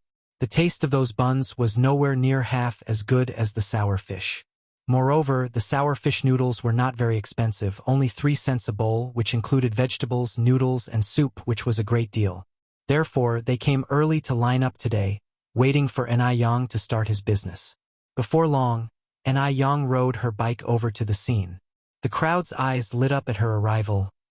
"Little boss, you finally came." Ni Yang smiled and said, "Sorry to keep you all waiting." A few minutes later, with the help of several customers, Ni Yang swiftly set up the tables and chairs and struck up the stove. The first customer of the day was a young man dressed in a respectable white shirt. He handed his thermos to Ni Yang and politely said, "Hello, could I trouble you for 2 portions? One to eat here and the other pack to go." Ni Yang nodded with a smile, accepting the thermos. "Hello, that'll be 6 cents. Please take a seat over there. One will bring you the noodles shortly." Li Gongcheng handed Ni Yang 6 cents, then went and sat down at an empty spot. He had seen Ni Yang more than once, but each time, this young girl would dazzle him anew. As an assistant to Song Beiqing, Li Gongcheng often frequented high society events following behind Song Beiqing. He had met many prestigious ladies, but he had never seen one as beautiful as Ni Yang. Even the movie stars couldn't compare to Ni Yang. If he could marry such a beautiful wife, he wouldn't mind even if it was all just a dream. Actually, he himself wasn't lacking either. He earned a high salary of 30 yuan per month, owned a house in Beijing, and his appearance was above average.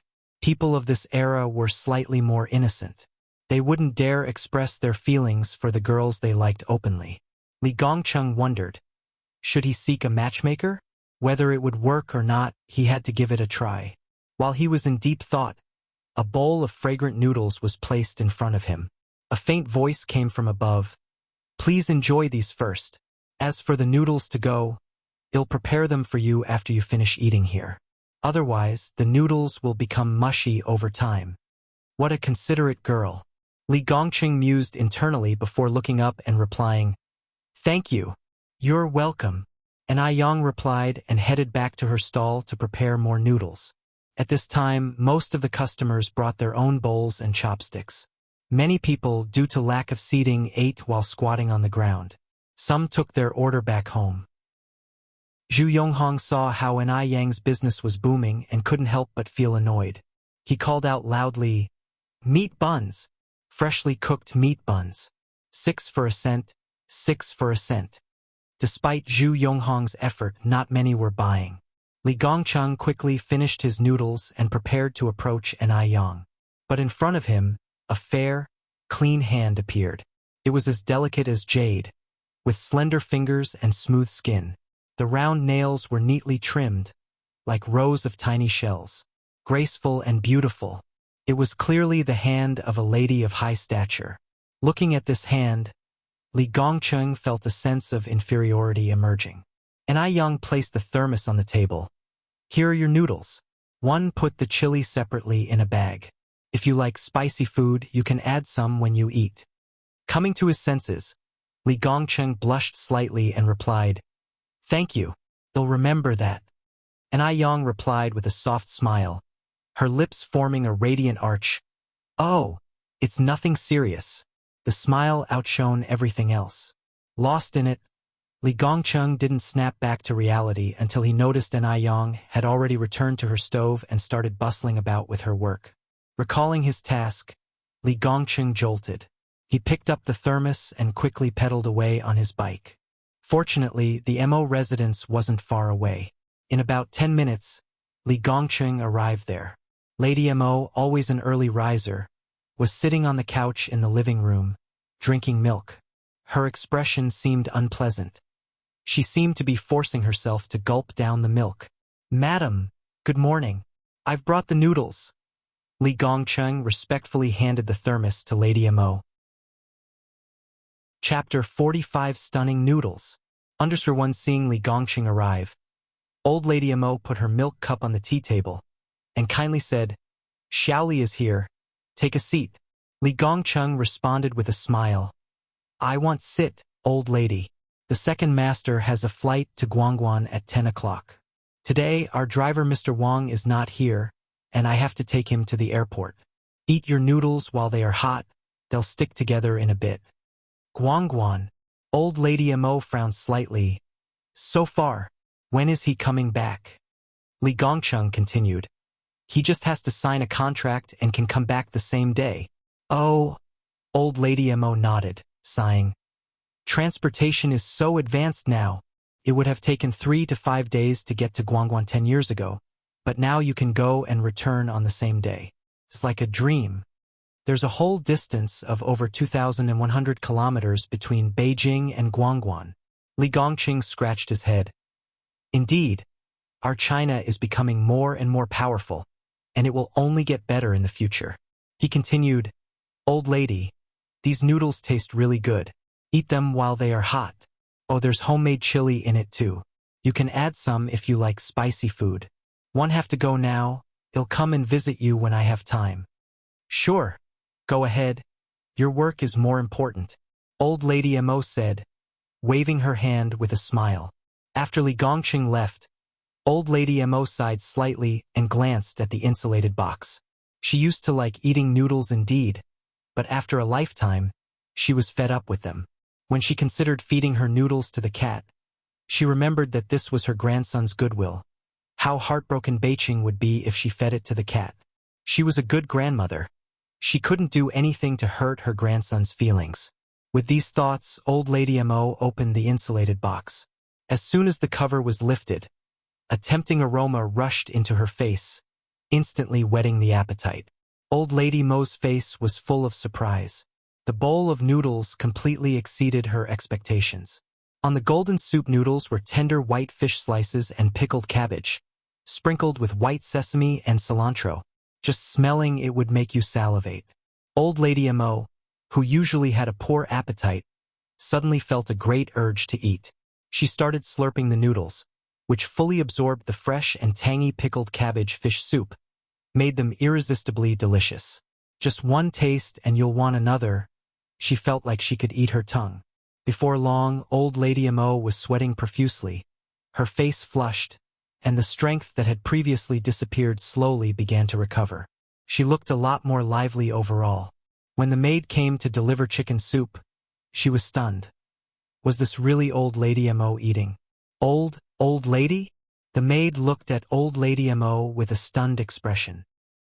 How long has it been since she last saw Old Lady MO enjoying her food so much? Old Lady MO, without raising her head, said, "Just leave the soup there. I'll drink it later." "Okay." The maid put the chicken soup on the table. When she had finished, Old Lady MO gulped down the noodle soup from the thermos, looked at the maid, and said with an unsatisfied expression, "Mother Wu, get me another bowl of noodles." Old Lady Mo was never a foodie, but she had been conquered by these noodles. She had never known that a simple bowl of noodles could be so delicious. Despite fish being in it, there wasn't even a hint of fishy taste. The meat was incredibly tender. Only then did Mother Wu, stunned, say, "Old lady, should I ask the kitchen to cook you some noodles?" Only then Old Lady Mo realized that the noodles were bought from outside. She laughed and said, "Never mind, our kitchen can't make them as tasty. 111 just call Beiqing." With that, Old Lady Mo made the call. As soon as the call got through, Old Lady Mo couldn't wait to say, "Beiqing, the noodles that Xiaoli delivered are so delicious. Your grandma has lived for so long but has never tasted such delicious noodles. Can you please ask Xiaoli to deliver another bowl to me?" One bowl was simply not enough. Old Lady Mo was still hungry, and this bowl was already empty. On the other end, Beiqing was also slightly startled, then gently said, "Okay, Grandma, wait a moment, they'll talk to Xiaoli now." After hanging up the phone, Beiqing couldn't help wondering just what kind of noodles would make his picky grandma rave about them. Could the unlicensed noodles sold at the small stall really taste that good? Surely, just like children, the elderly love novelty. Perhaps there was nothing special about these noodles, it was merely the novelty factor. Beiqing touched his temple. The corners of his mouth curled up in a helpless smile. The sunlight entered through the window, casting a light golden halo on him. Everything seemed unreal, as if in a painting. A charming gentleman, gentle as jade. That must certainly refer to the likes of Beiqing. After hanging up the phone, Old Lady Mo sat on the sofa, eagerly awaiting Li Gongcheng's delivery of the noodles. Upon seeing this, Mother Wu, with a beaming smile, said, "Old lady, Master Zhou is truly a considerate and good boy. It's been years since I've seen you enjoy eating so much." Old Lady Mo also replied with a smile. Beiqing has always been so thoughtful. Before she could finish her sentence, the phone rang. Mother Wu quickly ran over to answer it. But as she listened, her face turned a strange shade. After hanging up the phone, Old Lady Mo immediately asked, "What's wrong, Mother Wu?" Mother Wu looked at Old Lady Mo with a complicated expression, then said, "It was young Master Zhou who called. He said the noodle stall has closed for the day, and we can only ask Xiaoli to bring it to you tomorrow morning." At this, Old Lady Mo looked disappointed. "Ah, is that so?" Mother Wu nodded. "That's what Master Zhou said." Then she handed over the chicken soup to Old Lady Mo. "Drink some chicken soup first." Old Lady Mo, who had tasted the delicious pickled fish noodles, couldn't even drink half a sip of chicken soup. She waved her hand and said, "Forget the chicken soup. Go get me some porridge and some pickles." "Okay." Mother Wu turned around and left. Soon, Mother Wu came back in with porridge and pickles. Because the pickled fish noodles she had before were appetizing, Old Lady Mo ate the porridge very deliciously. Her appetite was much better than usual, which also brightened up her spirits. After finishing the meal, the old lady went for a walk in the back garden. Old Lady Mo's appetite had always been a concern for everyone in the Mo family. After all, to have a healthy body, you need to have a good appetite. Eat well and you'll be twice as healthy. Mother Wu excitedly called everyone in the Mo family to share this news. Chapter 46. On the verge. Ellen Yang closed her stall really early today. It was just 10:30, and the noodles were already sold out. In contrast, Zhu Yonghong not only had not sold half of her buns, but also had a lot of customers coming to question, "Why aren't today's buns as delicious as yesterday's?" While Zhu Yonghong explained with a smile on her face, she was cursing in her heart, thinking, what a bunch of disgusting poor men, having the audacity to ask why the buns, sold 6 for a cent, were not as tasty as yesterday's. Are they brainless? Can they eat pork with a cent? Don't they calculate how much pork costs per pound? As for what kind of meat was in today's buns, perhaps only Zhu Yonghong knew best. Many customers expressed that they would never eat Zhu Yonghong's buns again, and some even brought back buns for refunds. Customers are not fools. When pork was replaced with something else, anyone could taste the difference. Damn an Yang, the little bitch. If not for Ni Yang stealing her business, she would not have stooped to such a level. Now look at the mess. Not only did she not make up for the losses from yesterday, but she also lost more money. Eiler brothers' living expenses were still pending, and her mother definitely wouldn't let her off. The more Zhu Yonghong thought about it, the angrier she became, so angry she wanted to tear Ni Yang apart. She walked up to Ni Yang, lifted her chin high, biting her lip, and her eyes seemed poisoned. The fire of jealousy was about to burn Ni Yang to ashes, and she grinded her teeth and said, Ni Yang, you are something else. Upon hearing this, Ni Yang turned around and looked at Zhu Yonghong, giving a faint smile, speak in a calm tone. One know I'm excellent. Thanks for the compliment. You. Zhu Yonghong seemed to have punched cotton, so exasperated she couldn't speak, pointing at Ni Yang. You? Seeing this, Ni Yang's smile grew bigger. She took 2 steps forward, speaking with a sage-like tone. Anger harms the liver. You're still so young. Why hurt your own body? You're not young anymore. Stop doing things that are not above board. You should know the gods are watching over your head. As she said the last sentence, Ni Yang took another 2 steps forward, looking down at Zhu Yonghong with a hint of a smile at the corner of her mouth. Eiler's gaze at Zhu Yonghong was like looking at a clown. You. Zhu Yonghong was like a mute eating cactus root, having trouble speaking. She can't possibly admit to her jealousy of Ni Yang that she had switched the pork in the buns with other meat, resulting in a failed sneaky move that benefited Ni Yang. Ni Yang couldn't be bothered to say anything more to Zhu Yonghong. She turned around, pushed her bike, and walked away. Zhu Yonghong looked at Ni Yang's back, her fists clenched tightly. Wait and see, you bitch. She would not swallow this bitter pill just like that. Ni Yang took a round at the vegetable market, bought some ingredients, and then rode her bike home. It rained last night. The way back to the village was muddy and tough to walk. Plus, Ni Yang had a cart full of stuff with her, making the journey even harder.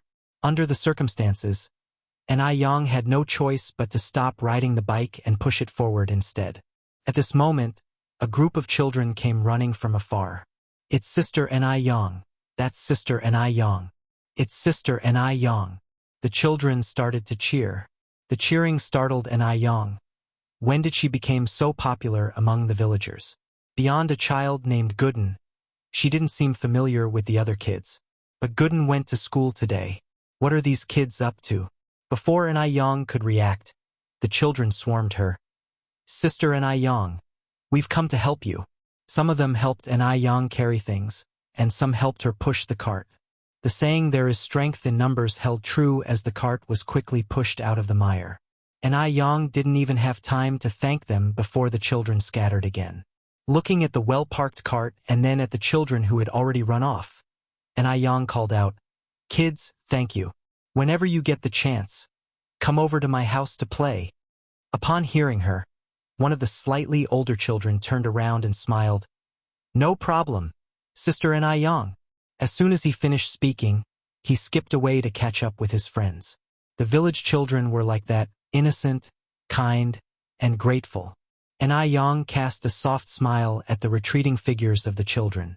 She thought to herself that she must find some time to express her gratitude to these children and let them know that God does not shortchange the kind-hearted. Meanwhile, Wang Meifeng was boiling traditional medicine in the kitchen. Just then, the living room door was pushed open, followed by footsteps and Yang Gobeo's voice calling, Grandma. Typically, Zhou Suhua would respond warmly to Yang Guobao, but today was different. Zhou Suhua remained silent. Grandma. Yang Guobao followed Zhou Suhua to the kitchen. Zhou Suhua wore a dark expression on her face, as if a storm was brewing. Mom! Wang Meifeng poured the boiled soup into a bowl and looked at Zhou Suhua with a perplexed expression. With a serious look on her face, Zhou Suhua said, One need to talk to you. Once she finished, she turned and walked toward the bedroom. Okay. Wang Meifeng left the soup on the stove and followed Zhou Suhua into the bedroom. Mom, what do you need? Wang Meifeng looked at Zhou Suhua's back, asking the question. I went to see Dr. Wang today. Zhou Suhua turned around, her face devoid of any expression. She then asked, "Why did you lie to us?" Wang Meifeng's eyes flashed. "Mom, one don't understand what you're talking about." Zhou Suhua sternly said, "That medicine can't cure Gobeo's illness at all." "Comrade Wang Meifeng, what are you trying to do?" Wang Meifeng exhaled. "One wanted to try, Guobao also wanted to try." "Try?" Zhou Sua's face was flushed with anger. "Do you know you're hurting Guobao by doing this? You're aware of what happened with Hudi. Stop giving him that medicine immediately. Don't let him take those unidentified drugs again." Zhou Suhua was worried about her grandson's health. After consulting Dr. Wang, she found out that the medicine Yang gave had no effect on Yang Gobeo's condition, and only had a small nourishing effect. All medicines have side effects, especially those that need to be taken for 3 months. Yang Guobao was still a child. How could his small body withstand that? Wang Meifeng wasn't helping him. She was harming him. "I am Gobeo's mother. I hope more than anyone that Guobao can enjoy a free and happy childhood like other children. Mom, I take your advice on everything, but not this."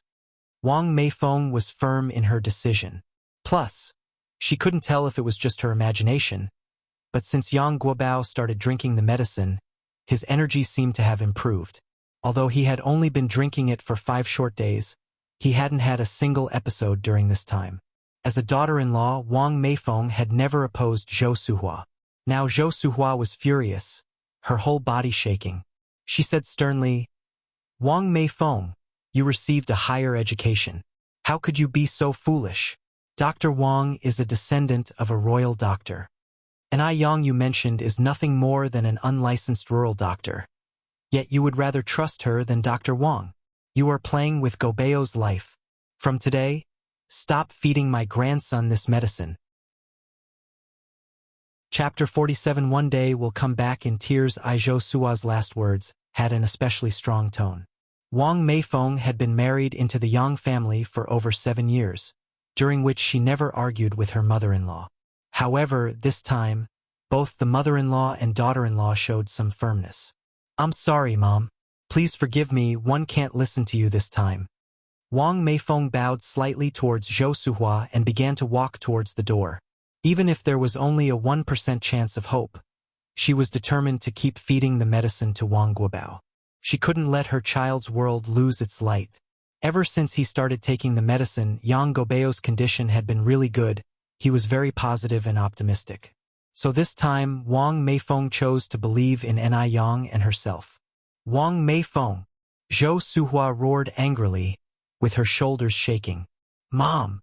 Wang Meifeng turned around calmly, looking at Zhou Suhua.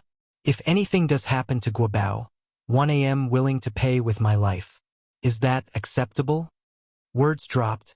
Wang Meifeng turned back and walked into the kitchen as if nothing had happened, beckoning Yang Guobao to come take his medicine. At this stage, Zhou Suhua was at a loss for words, so she picked up an antique vase in anger and smashed it hard onto the floor. There was a clatter as shards flew everywhere. Yang Guobao, who was drinking his medicine, was frightened and shivered. He looked helplessly at Wang Meifeng.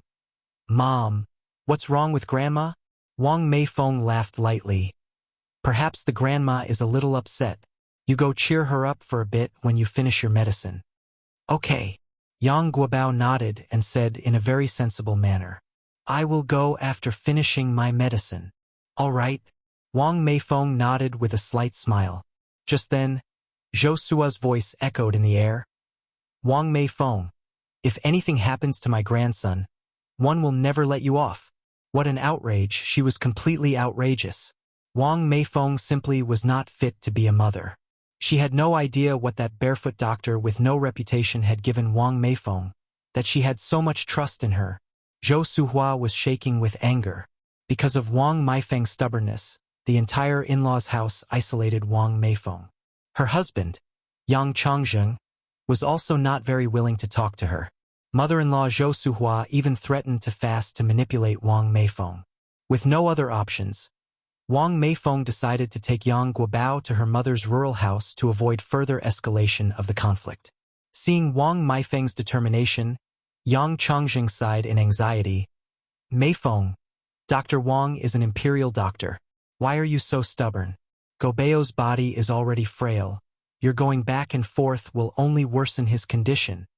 Zhou Suhua angrily said. Let her go. One day she'll be crying to come back begging us. On that same day, Wang Meifeng took Yang Guobao back to her mother's house in the countryside. Yang Guobao liked it there. He and Wang Meifeng said their goodbyes and he headed straight for An Yang's house. Wang Meifeng initially wanted to follow, but remembering that Yang Guobao hadn't had a flare-up in several days and that a child also needs his freedom, she decided not to. Besides, An Yang's house was not too far away from here. When Yang Guobao arrived, An Yang was concentrating on something. She was writing at the stone table under a big tree in the yard. It was a huge osmanthus tree. The leaves were very dense, blocking out the intense sun and bringing a cool breeze. In this scorching summer, sitting under the big tree was even more comfortable than sitting in an air-conditioned room. Sister, Yang Guobao trotted up to An Yang. At his words, An Yang looked up in surprise. Guobao, how come you're here? Yang Guobao replied with a smile. Because one missed my sister, so I came. An Yang reached out and poked Yang Guobao's head. You little imp, look at you sweating so much. Here, have a drink. An Yang poured him a cup of tea. Yang Guobao picked up the cup and drank all the tea in one go, wiping his mouth with his sleeve. Thank you, sister, he said before turning his eyes towards the paper on An Yang's table. Sister, what are you drawing? An Yang smiled slightly. A blueprint. Blueprint.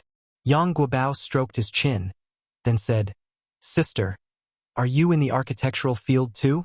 My cousin often has to draw blueprints. No. An Yang shook her head. It's a blueprint for an oven. An oven. Yang Guobao kept stroking his chin. Is it used to bake bread? Sister, one love bread. His eyes shone enthusiastically with his last sentence. In 1983, bread was still a novelty. It was not as common and there weren't as many ways to eat it as in later generations. Moreover, it was quite expensive. The common people generally didn't look forward to eating it. Its price was much higher than that of a steamed bun. One bread could buy you 10 steamed buns. An Yang gave him a mysterious smile. You'll know once it's done. Yang Guobao asked with a grin. Can I help sister make it? An Yang reached out and touched his head, laughing. Sure. Making a bread oven was neither simple nor complicated. The key was to put the heart into it. The oven had 3 layers. Heat conduction layer, clay and sand. Insulation layer, discarded glass bottles plus sawdust plus mud. Structural layer, rice straw mud ball. An Yang had all the materials prepared. To build an oven, you first need to pile up bricks and rocks into a tall platform. The platform is usually hollow, to store dry wood underneath. Once the platform is built, you can start making the oven. The oven is usually semicircular but can also be shaped like small animals. This was Yang Guobao's first time engaging in such an activity. He was obviously very excited and was chattering nonstop. With an efficient little helper, An Yang felt much relieved. The platform was quickly set up. Though An Yang was a girl, she was not inferior to a man in physical labor. Even some men were inferior to her. Under the sun, she sat concentrating and earnestly striking rocks with a chisel. The warm sunlight dyed her with a dazzling glow. A strand of hair slipped mischievously from behind her ear, forming a sharp contrast with her fair skin. The collision of black and white was breathtakingly beautiful. Yang Guobao stood there, watching An Yang for a while, before he finally exclaimed, Sister, you are so beautiful. An Yang smiled lightly, struck the last brick onto the platform, poked Yang Guobao's head and said earnestly, Actually, your sister is a fairy from the heavens. Do you think a fairy could not be beautiful? Yang Guobao. He almost believed her. After the platform was built, they started mixing mud. Just then, Yang Guobao suddenly smudged a bit of mud onto An Yang's face, playfully saying, The fairy turned into a little kitten. An Yang was no pushover. As soon as Yang Guobao was not paying attention, she swiftly smeared some mud onto his face, giggling, Ha ha. Guobao also turned into a little kitten. Then sister is a big cat. Chapter 48 Super Delicious Bread. _1 After several busy hours, the bread oven was finally finished. About half a person high, the oven was quite large, shaped like a teddy bear's head and looking very adorable. Looking at her own handiwork, Young nodded with satisfaction, casually picking up a twig and writing summer of 1983 on the soft teddy bear head. After thinking for a moment, Yang Guobao took the twig and added a line beside it, sister and Guobao, and drew two simple little figures as well. Compared to Yang's spirited handwriting, Yang Guobao's was clearly more childlike but not ugly at all. It had its own unique beauty. After the bread oven was completed, the next step was to remove the padding inside and then start testing the oven.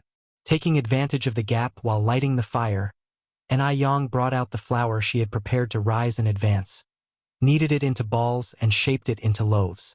About an hour later, Yang extinguished the fire in the oven, scooped out the ashes with a shovel, and after cleaning, carefully put the newly made bread in and closed the small door. Next was the step of baking the bread. Sister, will we really be able to eat bread in a while? Yang Guobao, standing on tiptoe, asked curiously. Of course we can. Yang curled her lips slightly. In fact, the principle of a bread oven is the same as an oven. It's even more handy. So how much longer do we have to wait before we can eat the bread? Yang Guobao was still standing on tiptoe, watching the bread oven without blinking, his eyes full of anticipation. Yang, patting his head with a smile, said, Don't be in a rush. It'll probably takes about 40 minutes. Upon hearing this, Yang Guobao immediately ran into the house saying, Then one will go check what time it is now. While waiting for the bread to bake, Yang began preparing dinner. Yang washed 2 ears of corn, planning to cook corn porridge for dinner to eat with the baked bread. Although corn doesn't contain much protein, it has plenty of carbohydrates and dietary fibers that can promote bowel movement, can dilate blood vessels to guard against hypertension and delay aging, and can nourish the skin. After rinsing the corn and rice, she put both in the casserole with water to boil, and soon a fragrant aroma filled the air. While the porridge was simmering, Yang prepared 3 small dishes: sliced cucumber, stir-fried egg with chili, and fried shrimp with green peas.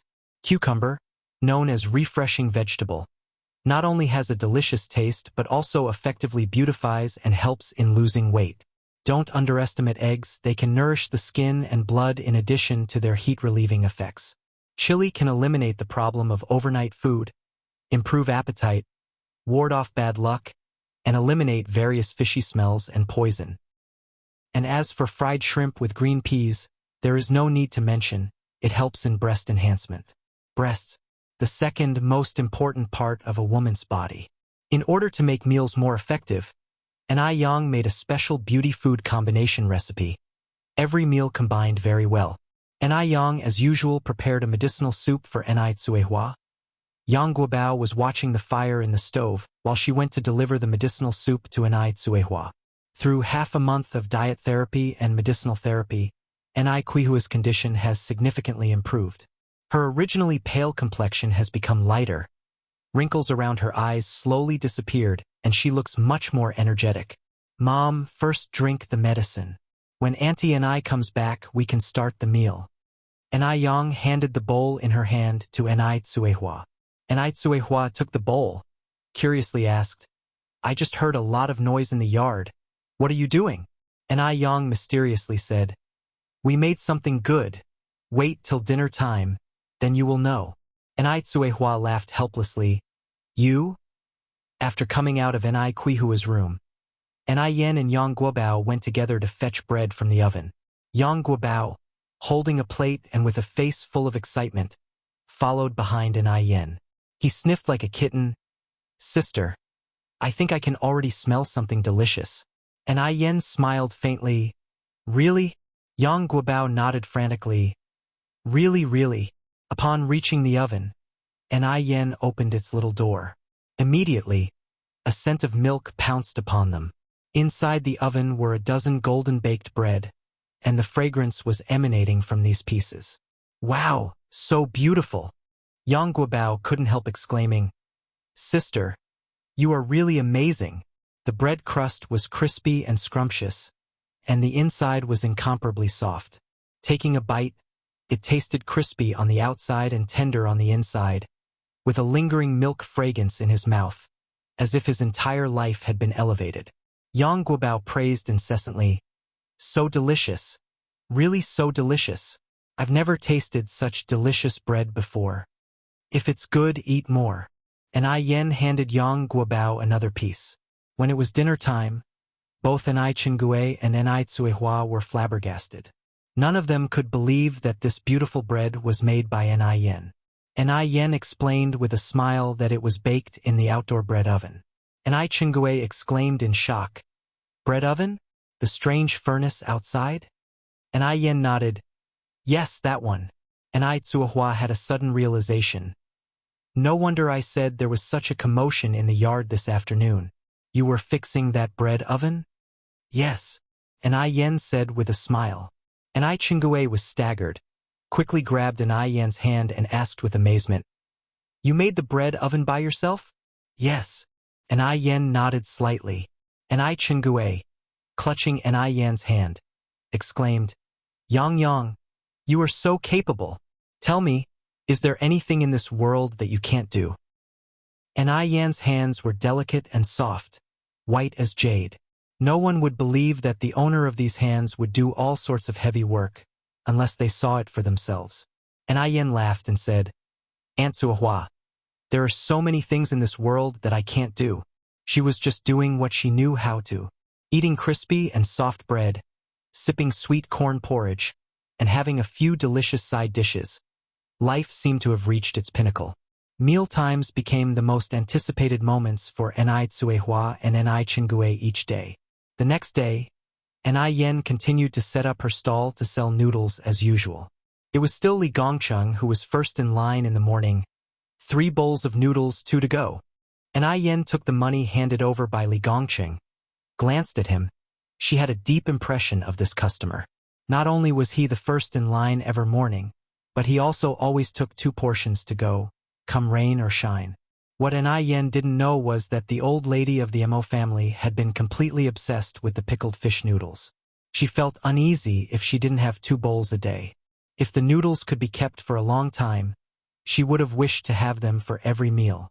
The Mo family was very grateful for the pickled fish noodles. If it weren't for these pickled fish noodles, who knows what might have happened to the old lady by now. The morning customers were still plentiful, and the long queue never seemed to shorten. Zhu Yonghong's buns were still selling at 6 for a cent, and although the business wasn't doing particularly well, her mood was excellent in the morning. She hummed tunes and sneak peeks towards Nai Yan's direction every now and then. "Wait and see, little bitch, after this morning. No one will compete with her for business ever again." Thinking of this, a smug smile tugged at the corner of Zhu Yonghong's mouth.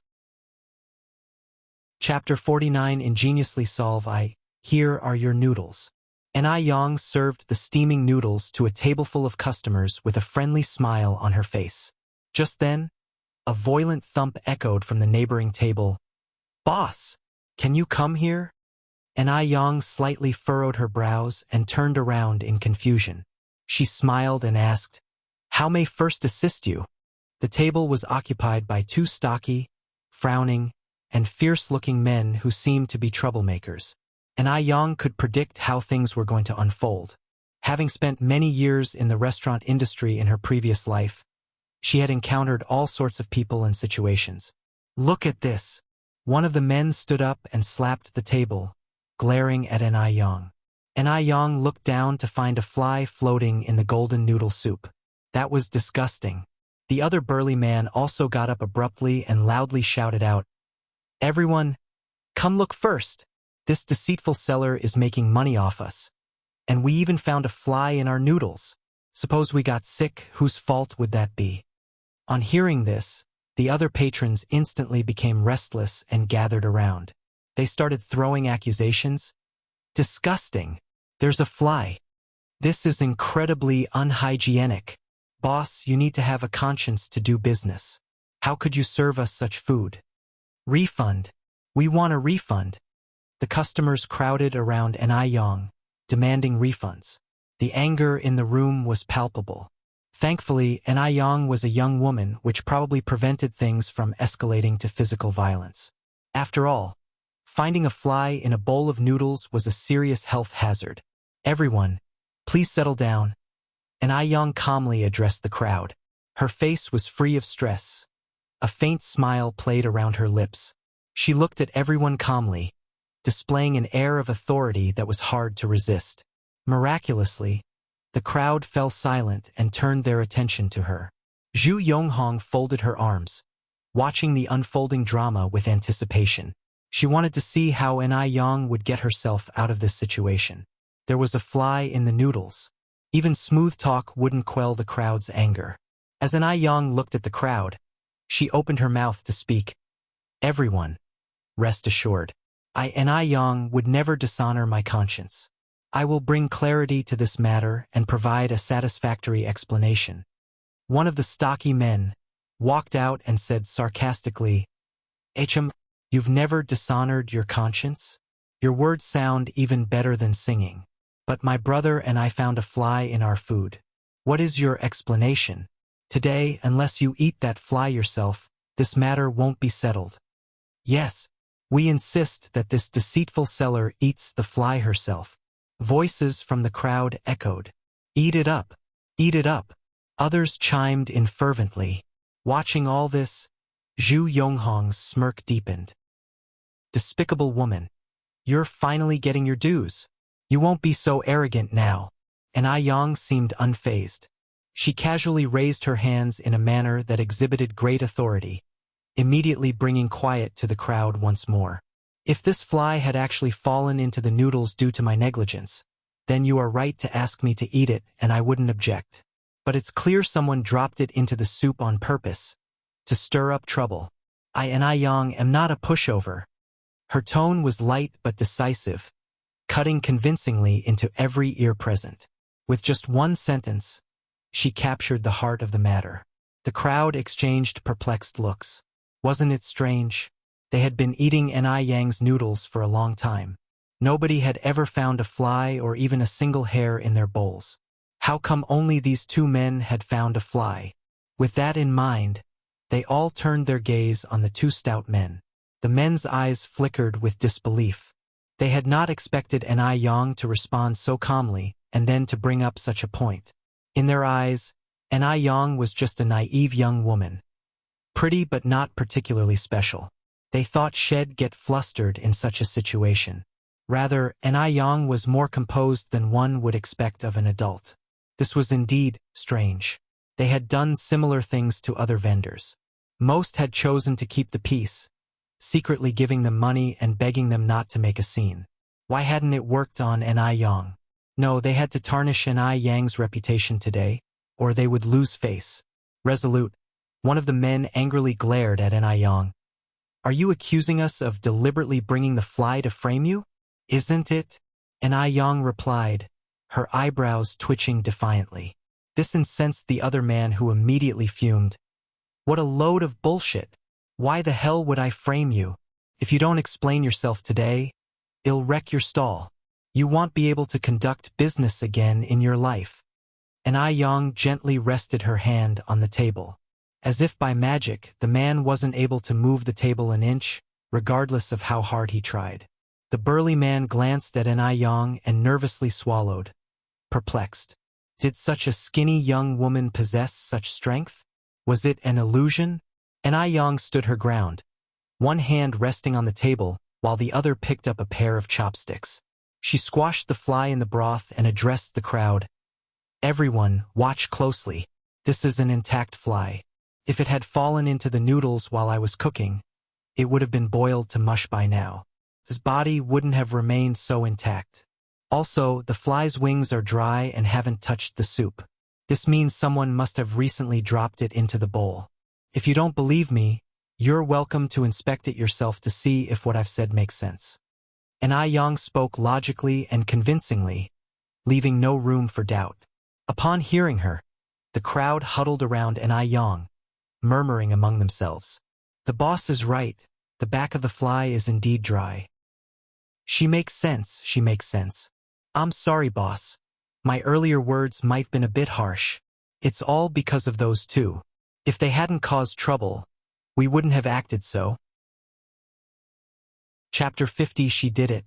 _1 The two hefty men never anticipated things would escalate to this point. They were both beginning to perspire out of fear, and after glancing at each other, they saw a mutual understanding. Seizing the opportunity when the crowd wasn't paying attention, they took a few steps back in preparation to sneak away. Just as they were gearing up to make their escape, they felt a pale, delicate hand rest on each of their shoulders. The hand was barely pressing against them, but only these two hefty men knew how much force was actually being applied. Thinking of running? It's not that easy. Ai Yang raised an eyebrow at the two men, her tone light. Don't let them get away. Catch them. The crowd immediately helped Ai Yang restrain the two hefty men. Some even unbuckled their belts to aid in tying the men up. Bastards, we almost wronged our little boss because of you. Someone in the crowd kicked one of the hefty men forcefully. Exactly. Thank goodness our little boss is so discerning. Framing the little boss didn't matter. The important thing was they might not get to enjoy such delicious noodles in the future. People like these should spend their time reflecting behind bars. I'm going to call the police. During this severe crackdown, such deliberate provocations were deemed hooligan behavior and are punishable by law. Moreover, this disgraceful label would follow them around for a lifetime, directly impacting their families as well.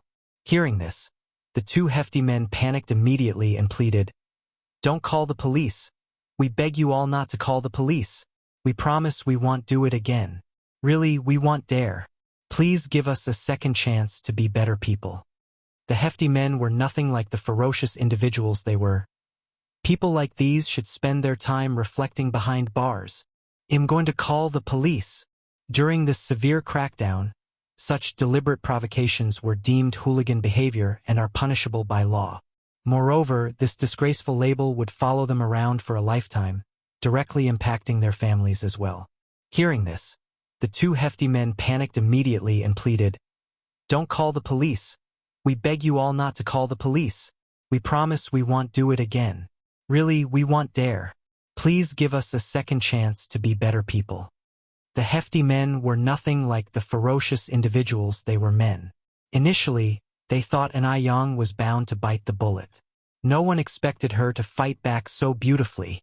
It's fair to say that this incident had completely changed the vendor's opinion of the delicate young girl. She accomplished what the adults could not. Zhu Yonghong never anticipated things would turn out this way. Her face turned pale white on the spot, and her legs began to tremble. What now? What now?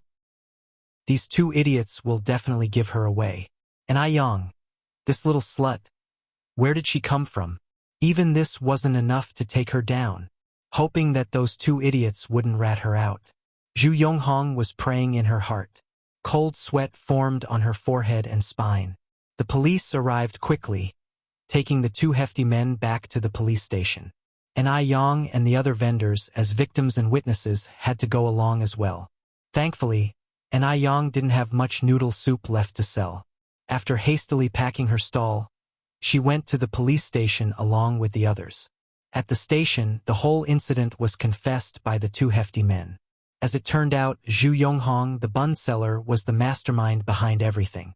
Learning about the truth, the other vendors couldn't help but lament. Who would have thought that young Zhu Yonghong was this kind of person? TSK. She looks decent, but she carries out actions that are inhumane. I knew from the look of that mother and daughter that they were no simple figures. How could we have such people on our street? Now that the truth surfaced, Zhu Yonghong was destined to pay for her crimes behind bars. When the police arrived at Zhu's house, Zhu Yonghong was having dinner. She had held a ray of hope deep down. The moment she saw the police, she was so scared that she dropped her chopsticks. By the time Ai Yang left the police station, it was already 12:30 in the afternoon. Outside, a gentle breeze was blowing, and the sun was just right. Seeing such dazzling sunlight, Ai Yang's mood lifted. Shielding her eyes with her hand, she looked up at the sun, a slight curve blooming on her lips. Feels wonderful to be young. Just like this, and I Yang gazed at the sun, feeling a wave of unprecedented ease. The moment Mo Baichuan stepped into the courtyard of the police station, he was captivated by the scene before him. The person in the sunlight was smiling faintly, radiant as a summer flower, bathed in golden light. A gentle breeze blew, causing her hair to dance in the air, forming a perfect curve. It was indeed a stunning scene, as if depicted in a painting. The person seemed familiar. Mo Baichuan slightly narrowed his eyes. His deep phoenix eyes were filled with darkness, his lips almost drawn into a thin line. The aura around him instantly turned cold. He remembered. This was Mu Yang, the same little rural girl who had saved him, and then conveniently stole his watch. Such a good-looking face he wouldn't forget. The young girl was so pretty, it was puzzling why she had to resort to stealing. What a waste of a beautiful face. Furthermore, had she seen him? If she had seen him, why would she act so indifferent? Was it a tactic of playing hard to get? However, according to Li Xiangxian's investigation, Mu Yang was already married. Since she was already married, why play hard to get? Couldn't she behave more modestly? Also, why did she steal his watch? For a moment, hundreds of thoughts ran through Mo Baichuan's mind. Just then, his assistant reminded him, "Mr. Mo, it's time for our meeting with Mr. Lin." Mo Baichuan replied, still exuding an awe-inspiring demeanor. "Let's go in." At that moment, I Yang was also heading towards the door. The two of them brushed past each other. Amid the gentle breeze, Mo Baichuan took a soft sniff. It seemed he detected a pleasant scent. Faint, a bit like bamboo, yet not like orchids, but with a slight hint of plum. Mo Baichuan thought that I Yang would recognize him when they brushed past each other. After all, he had once promised I Yang that she could come to Beijing to find him when in difficulty. Therefore, her purpose of coming to Beijing must be because of him. However, things didn't go quite as Mo Baichuan expected. Not only did I Yang fail to recognize him, but she didn't even spare him an extra glance. Time flies quickly. In the blink of an eye, 3 days had passed. I Yang's business had been thriving for these 3 days. Today, it had been raining continuously since morning. After selling off all the noodles, I Yang rushed home. Rainy days were perfect for lounging at home and watching TV while munching on some sunflower seeds.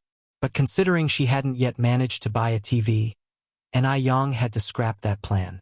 I Yang went to the kitchen, kneaded some dough, sliced some tomatoes, apples, and bananas, and lit the oven to prepare to bake some bread and dried fruit as snacks. Just as she finished preparations, Yang Guobao, hand in hand with Gooden, came in from outside with a smile. Sister I Yang. Chapter 51, Hosting a Party. The stylish famous doctor from Zheng and I Guobao. Gooden, you came. I Yang turned around and smiled. Through spending several days with I Yang, little Yang Guobao has made his second friend in Jinghua village. Gooden. Both of them are about the same age and they get along very well. Seeing these two little ones, I Yang thought of the other children who had helped her at the entrance of the village last time. So she asked Yang Guobao, "Guobao, do you want to make more friends?" "Yes." Yang Guobao nodded. I Yang nodded. "Good." Then she turned to Gooden and said, "Gooden, can you go to the village and call the other kids to come over and play? Just tell them Sister I Yang is having a party at home." "A ladder?" Gooden looked at I Yang in confusion. "What do you mean, climbing a ladder? Are there any ladders here?" Yang Guobao corrected, laughing. "Ah, it's not a climbing ladder. It's a party. It means a get-together. Sister is gonna host a party at home. Gooden, you better go call people." "Oh." Gooden nodded in a somewhat understanding way. "All right, I'll go now." Even though he had never participated in a party and didn't know the real meaning of it, he still ran out quickly. Taking advantage of Gooden's absence, I Yang quickly cleared the fire in the bread kiln and started baking the bread and sliced fruits. Yang Guobao curiously asked, "Sister, can fruit be baked too?" I Yang smiled and nodded. After the fruit is baked, it becomes crispy dried fruit, which tastes very good. Having tasted the cake made by I Yang, Yang Guobao couldn't help but swallow his saliva. In no time, Gooden brought the kids from the village to the Anai family's home. "Hello, Sister Anai Yang." Everyone greeted her very politely. When he suddenly saw so many people, Yang Guobao was a little scared. After all, he had always lived under the care of his parents and grandparents. He immediately hid behind Anai Yang, revealing only his fluffy little head. Anai Yang rubbed his head and said with a smile, "Don't be nervous. Say hello to everyone." Gooden directly grabbed Yang Guobao's hand and pulled him in front of everyone, introducing enthusiastically, "This is Peng Hu, this is Xiaohua, this is Xiaoming, this is Tai Dan, this is Guochang." Everyone gave Yang Guobao friendly smiles. Normally, these children would be too scared to interact with Yang Guobao because of their parents' advice. After all, in their eyes, Yang Guobao was a sickly boy. However, on the way here, they were persuaded by Gooden, and now they no longer looked at Yang Guobao with any sort of disdain. Gradually, Yang Guobao was no longer shy, and quickly mingled with everyone, frolicking in the yard. Watching the yard filled with boisterous children, Anai Yang's eyes shone with a little starlight, and her eyes curved into half-moons, bright and dazzling.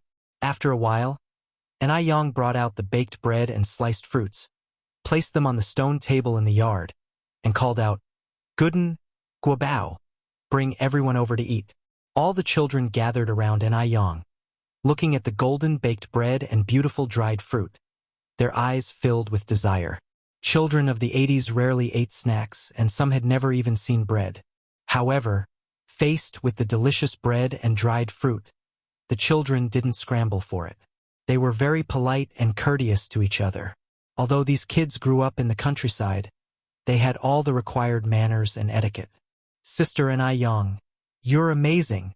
Wow, so delicious." "Thank you, Sister Anai Yang."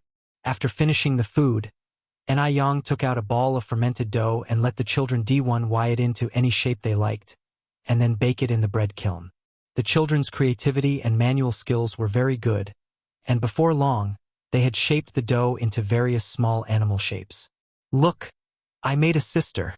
Yang Guobao excitedly held up his bread dough figure.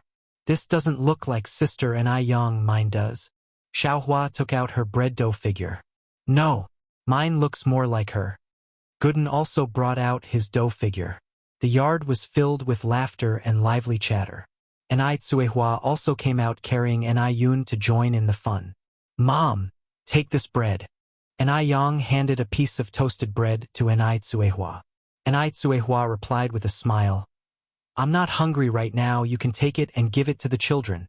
Just observing these innocent children, even if she did nothing, it would lift her spirits.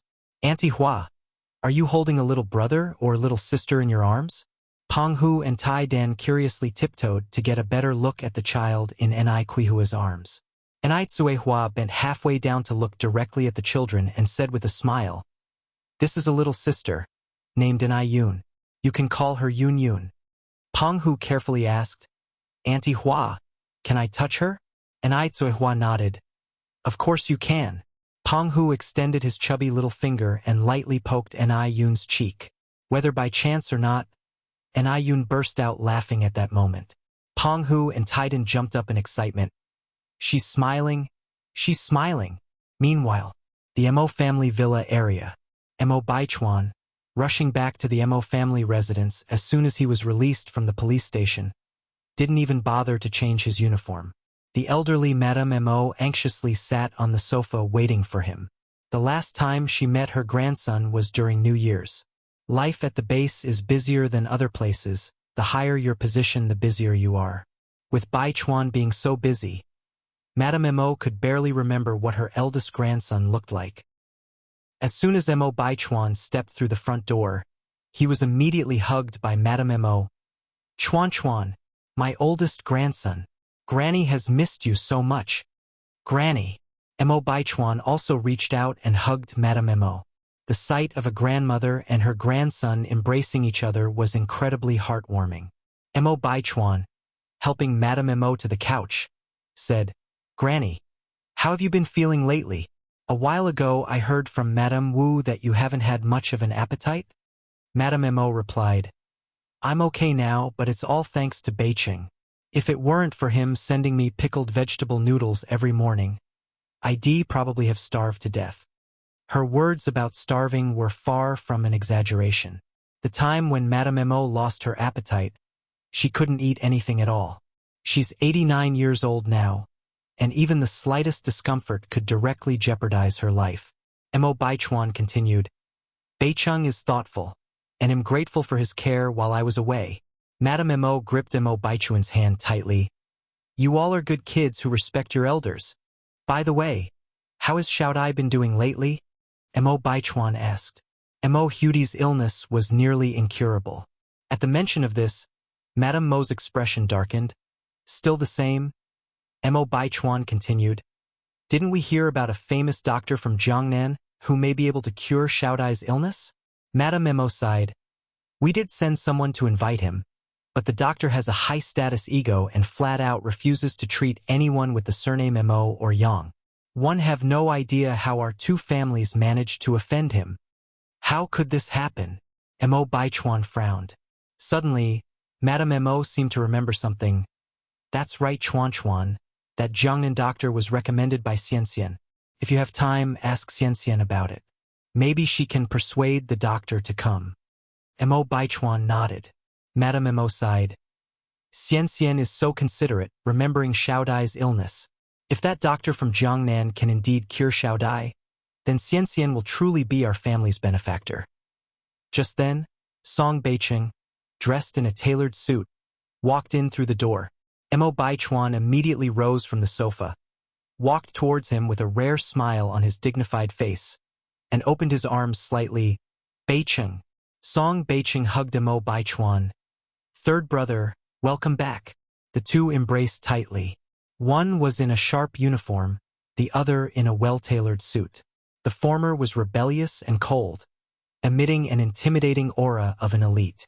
The latter, standing tall, his eyes gleamed like stars, radiating an aura of a scholar. Both standing together, even without doing anything, were a sight for sore eyes, outshining the pretty boys on the silver screen. Moreover, the two brothers, just 1 year apart, have shared a deep bond from childhood, even better than that of biological brothers in other families. Chapter 52. Please come back. First update. 1. The ages of the pair of cousins were only 1 year apart. They loved each other deeply from childhood and were closer than most siblings. Third brother, are you going to stay at home a little longer this time? To spend more time with our grandmother? Song Beicheng spoke lightly. Coach Mo's eyes were also filled with anticipation as she looked at Mo Baichuan. Mo Baichuan knitted his brows slightly. I might not be able to. I came with Judy's this time. I will have to go back the day after tomorrow. Coach Mo was surprised for a moment. Ah? So soon? Then, she added regretfully, I was planning to get you to meet the Zhou family's daughter tomorrow. Mo Baichuan was quite old, but he hadn't even held a girl's hand yet. Coach Mo was really anxious. Every day, she thought about arranging a blind date for Mo Baichuan, but to her disappointment, he was always too busy. Hearing this, the memory of a beautiful face appeared in Mo Baichuan's mind. He fist-bumped his lips to disguise his embarrassment and said seriously, I'm still young. There's no rush. You are already 26. Still young? Coach Mo couldn't help but feel anxious. When your grandmother was at your age, your aunt was already running around. I don't care, you must meet the Zhou family's young lady tomorrow.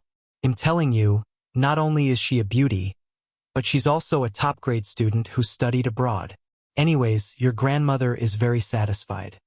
The person that Coach Mo really liked was Li Xianxian. But Mo Baichuan had no interest in Li Xianxian at all. With no other choice, Coach Mo had to introduce other girls to Mo Baichuan as a backup plan. Mo Baichuan pulled Song Beicheng to his side as to take the bullet for him. Beicheng is only a few months younger than me. Isn't he also a bachelor?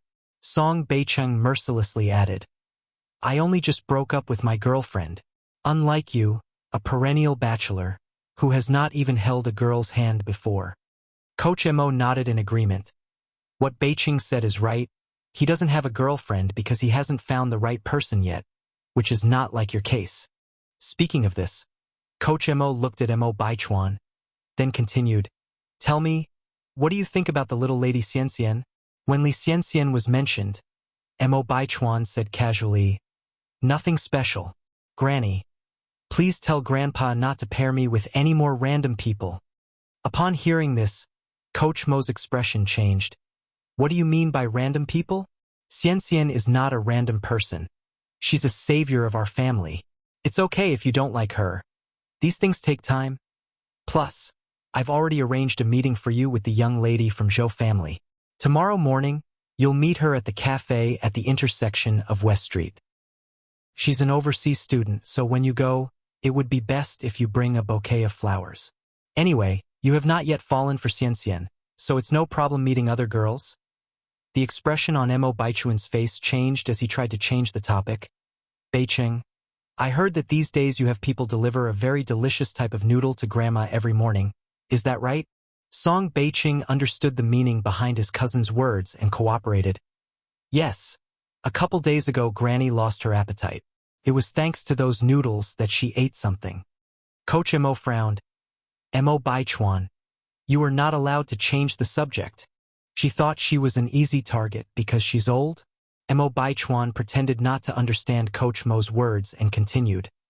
"It is such a hassle to have somebody go and buy it every morning. Why not have the noodle maker come to our house and hire him as our personal chef?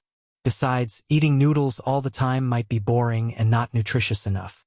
If we invite the chef to our house, he would not only be able to make fresh noodles for my grandma, but he could also cook her other dishes. If he's able to make such delicious noodles, his cooking skills must also be top tier." Upon hearing this, Coach Mo, who was very angry earlier, lit up instantly. She nodded repeatedly. "Yes, yes, yes. Chuan Chuan is right. She really loved those noodles. She wished she could eat them for every meal, and what Mo Baichuan said also made sense. If the chef's noodles were that delicious, his other dishes must be good too." Coach Mo was already eager to taste the dishes the chef would make. Neither of them expected Mo Baichuan to change the topic so easily and to make Coach Mo so happy. Song Beicheng had nothing but admiration for Mo Baichuan. Song Beicheng laughed. "Okay, Granny. First thing in the morning, you'll have Xiaoli go and take care of it."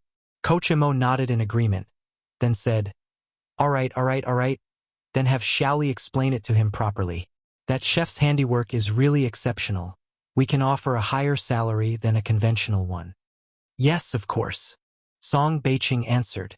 Seeing the conversation was about to circle back around to the blind date, Mo Baichuan stood up from the sofa and said, "I'll go upstairs and check on Xiao Dai." Mentioning Mo Hudi, a hint of melancholy appeared on Coach Mo's face. "I'll also go take a look." Song Beicheng also went upstairs with her. Upstairs, Mo Hudi's condition wasn't good at all. Her little face was as pale as a sheet. The 14-year-old girl looked much smaller than her peers. "Chuan Chuan brother. Beicheng brother." Seeing Beicheng and Mo Baichuan coming in, the little girl struggled to get up from the bed. Chapter 53, Don't Let You Go. Updated twice. Undersir 1 Mo Baichuan rushed over in large strides, lifted Mo Hudi up, and placed a pillow under her waist. "Xiao Dai, how are you feeling recently? Do you have any food cravings? Brother Baichuan will go and buy it for you." A faint, pale smile appeared at the corner of Mo Hudi's mouth. "Brother Baichuan, I'm doing much better. Don't worry." Sincere her childhood, Mo Hudi had always been considerate. Despite suffering from a serious illness, she had never complained about the pain and never shed tears. She silently endured the torment of her illness without causing trouble for those around her. Her understanding nature made people deeply concerned about her. Grandmother Mo turned around and quietly wiped away her tears.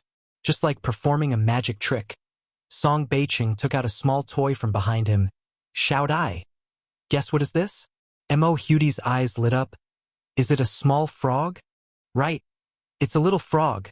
Song Beicheng wound up the clockwork, placed the tin frog on a table nearby, and the frog started jumping around. Mo Hudi kept staring at the green tin frog with eyes full of longing. She wondered when she would be able to run around freely like that frog. She had almost forgotten what the outside world was like.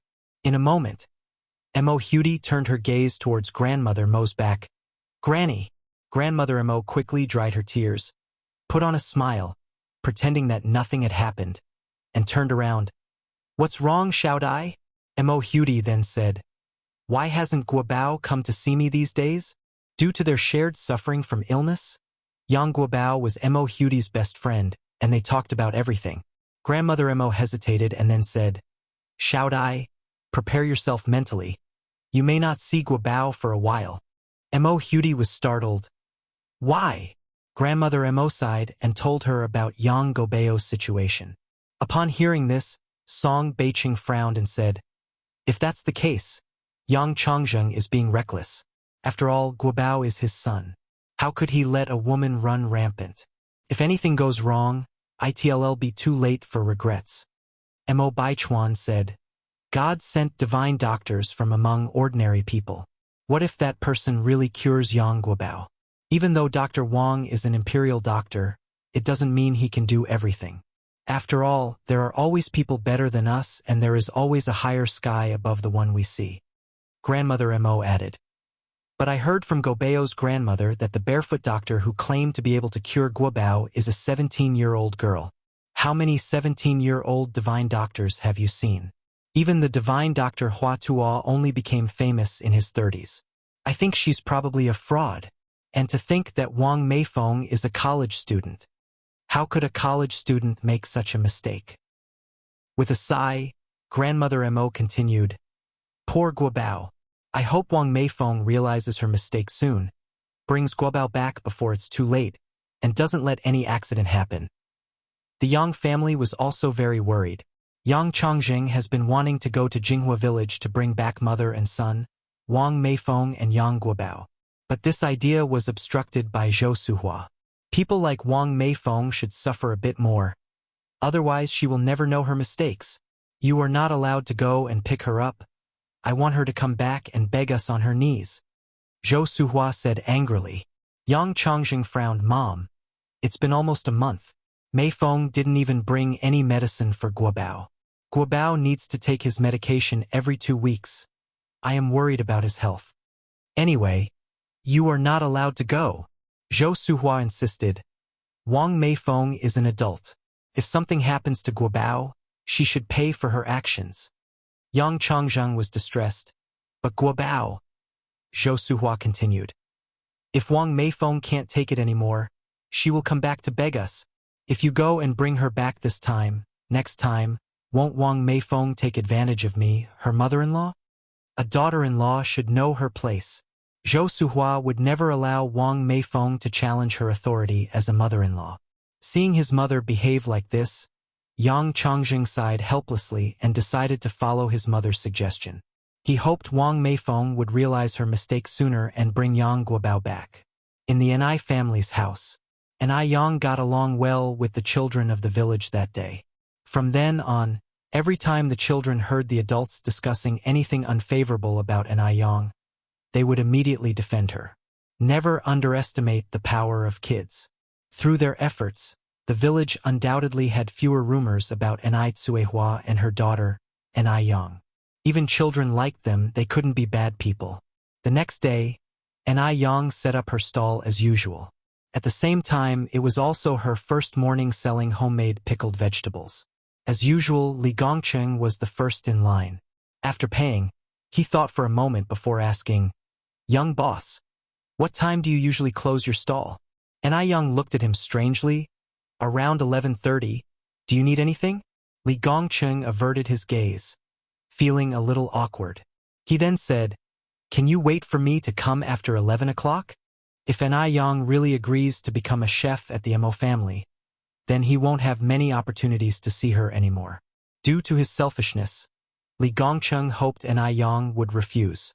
Ni Yang nodded slightly. "All right." One's appearance mirrors one's heart, and Ni Yang could see Li Gongcheng wasn't a bad person. So she didn't refuse him. Maybe he really needed something from her. The customers responded well to the new pickles. Almost everyone said that this morning's pickled vegetable noodles tasted even better than a few days ago.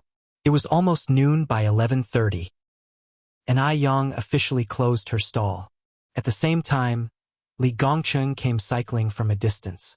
Panting heavily, he ran to Ai Yang. "I'm sorry for being late, young boss." Ai Yang smiled lightly. "No problem. I just started to pack up. Please take a seat." "All right." Li Gongcheng sat in front of Ai Yang. Facing Ai Yang, Li Gongcheng was so nervous that his hands were sweating. He didn't know where to put them. Ai Yang broke the silence first. "Did you want to discuss something with me?" This made Li Gongcheng look up at Ai Yang. He nodded and said, Yes, my name is Li Gongcheng. I came over to discuss something with you." You're tuning in to the Legend of the Vagabond YouTube channel. Don't forget to subscribe and join us on this journey to catch the most captivating stories.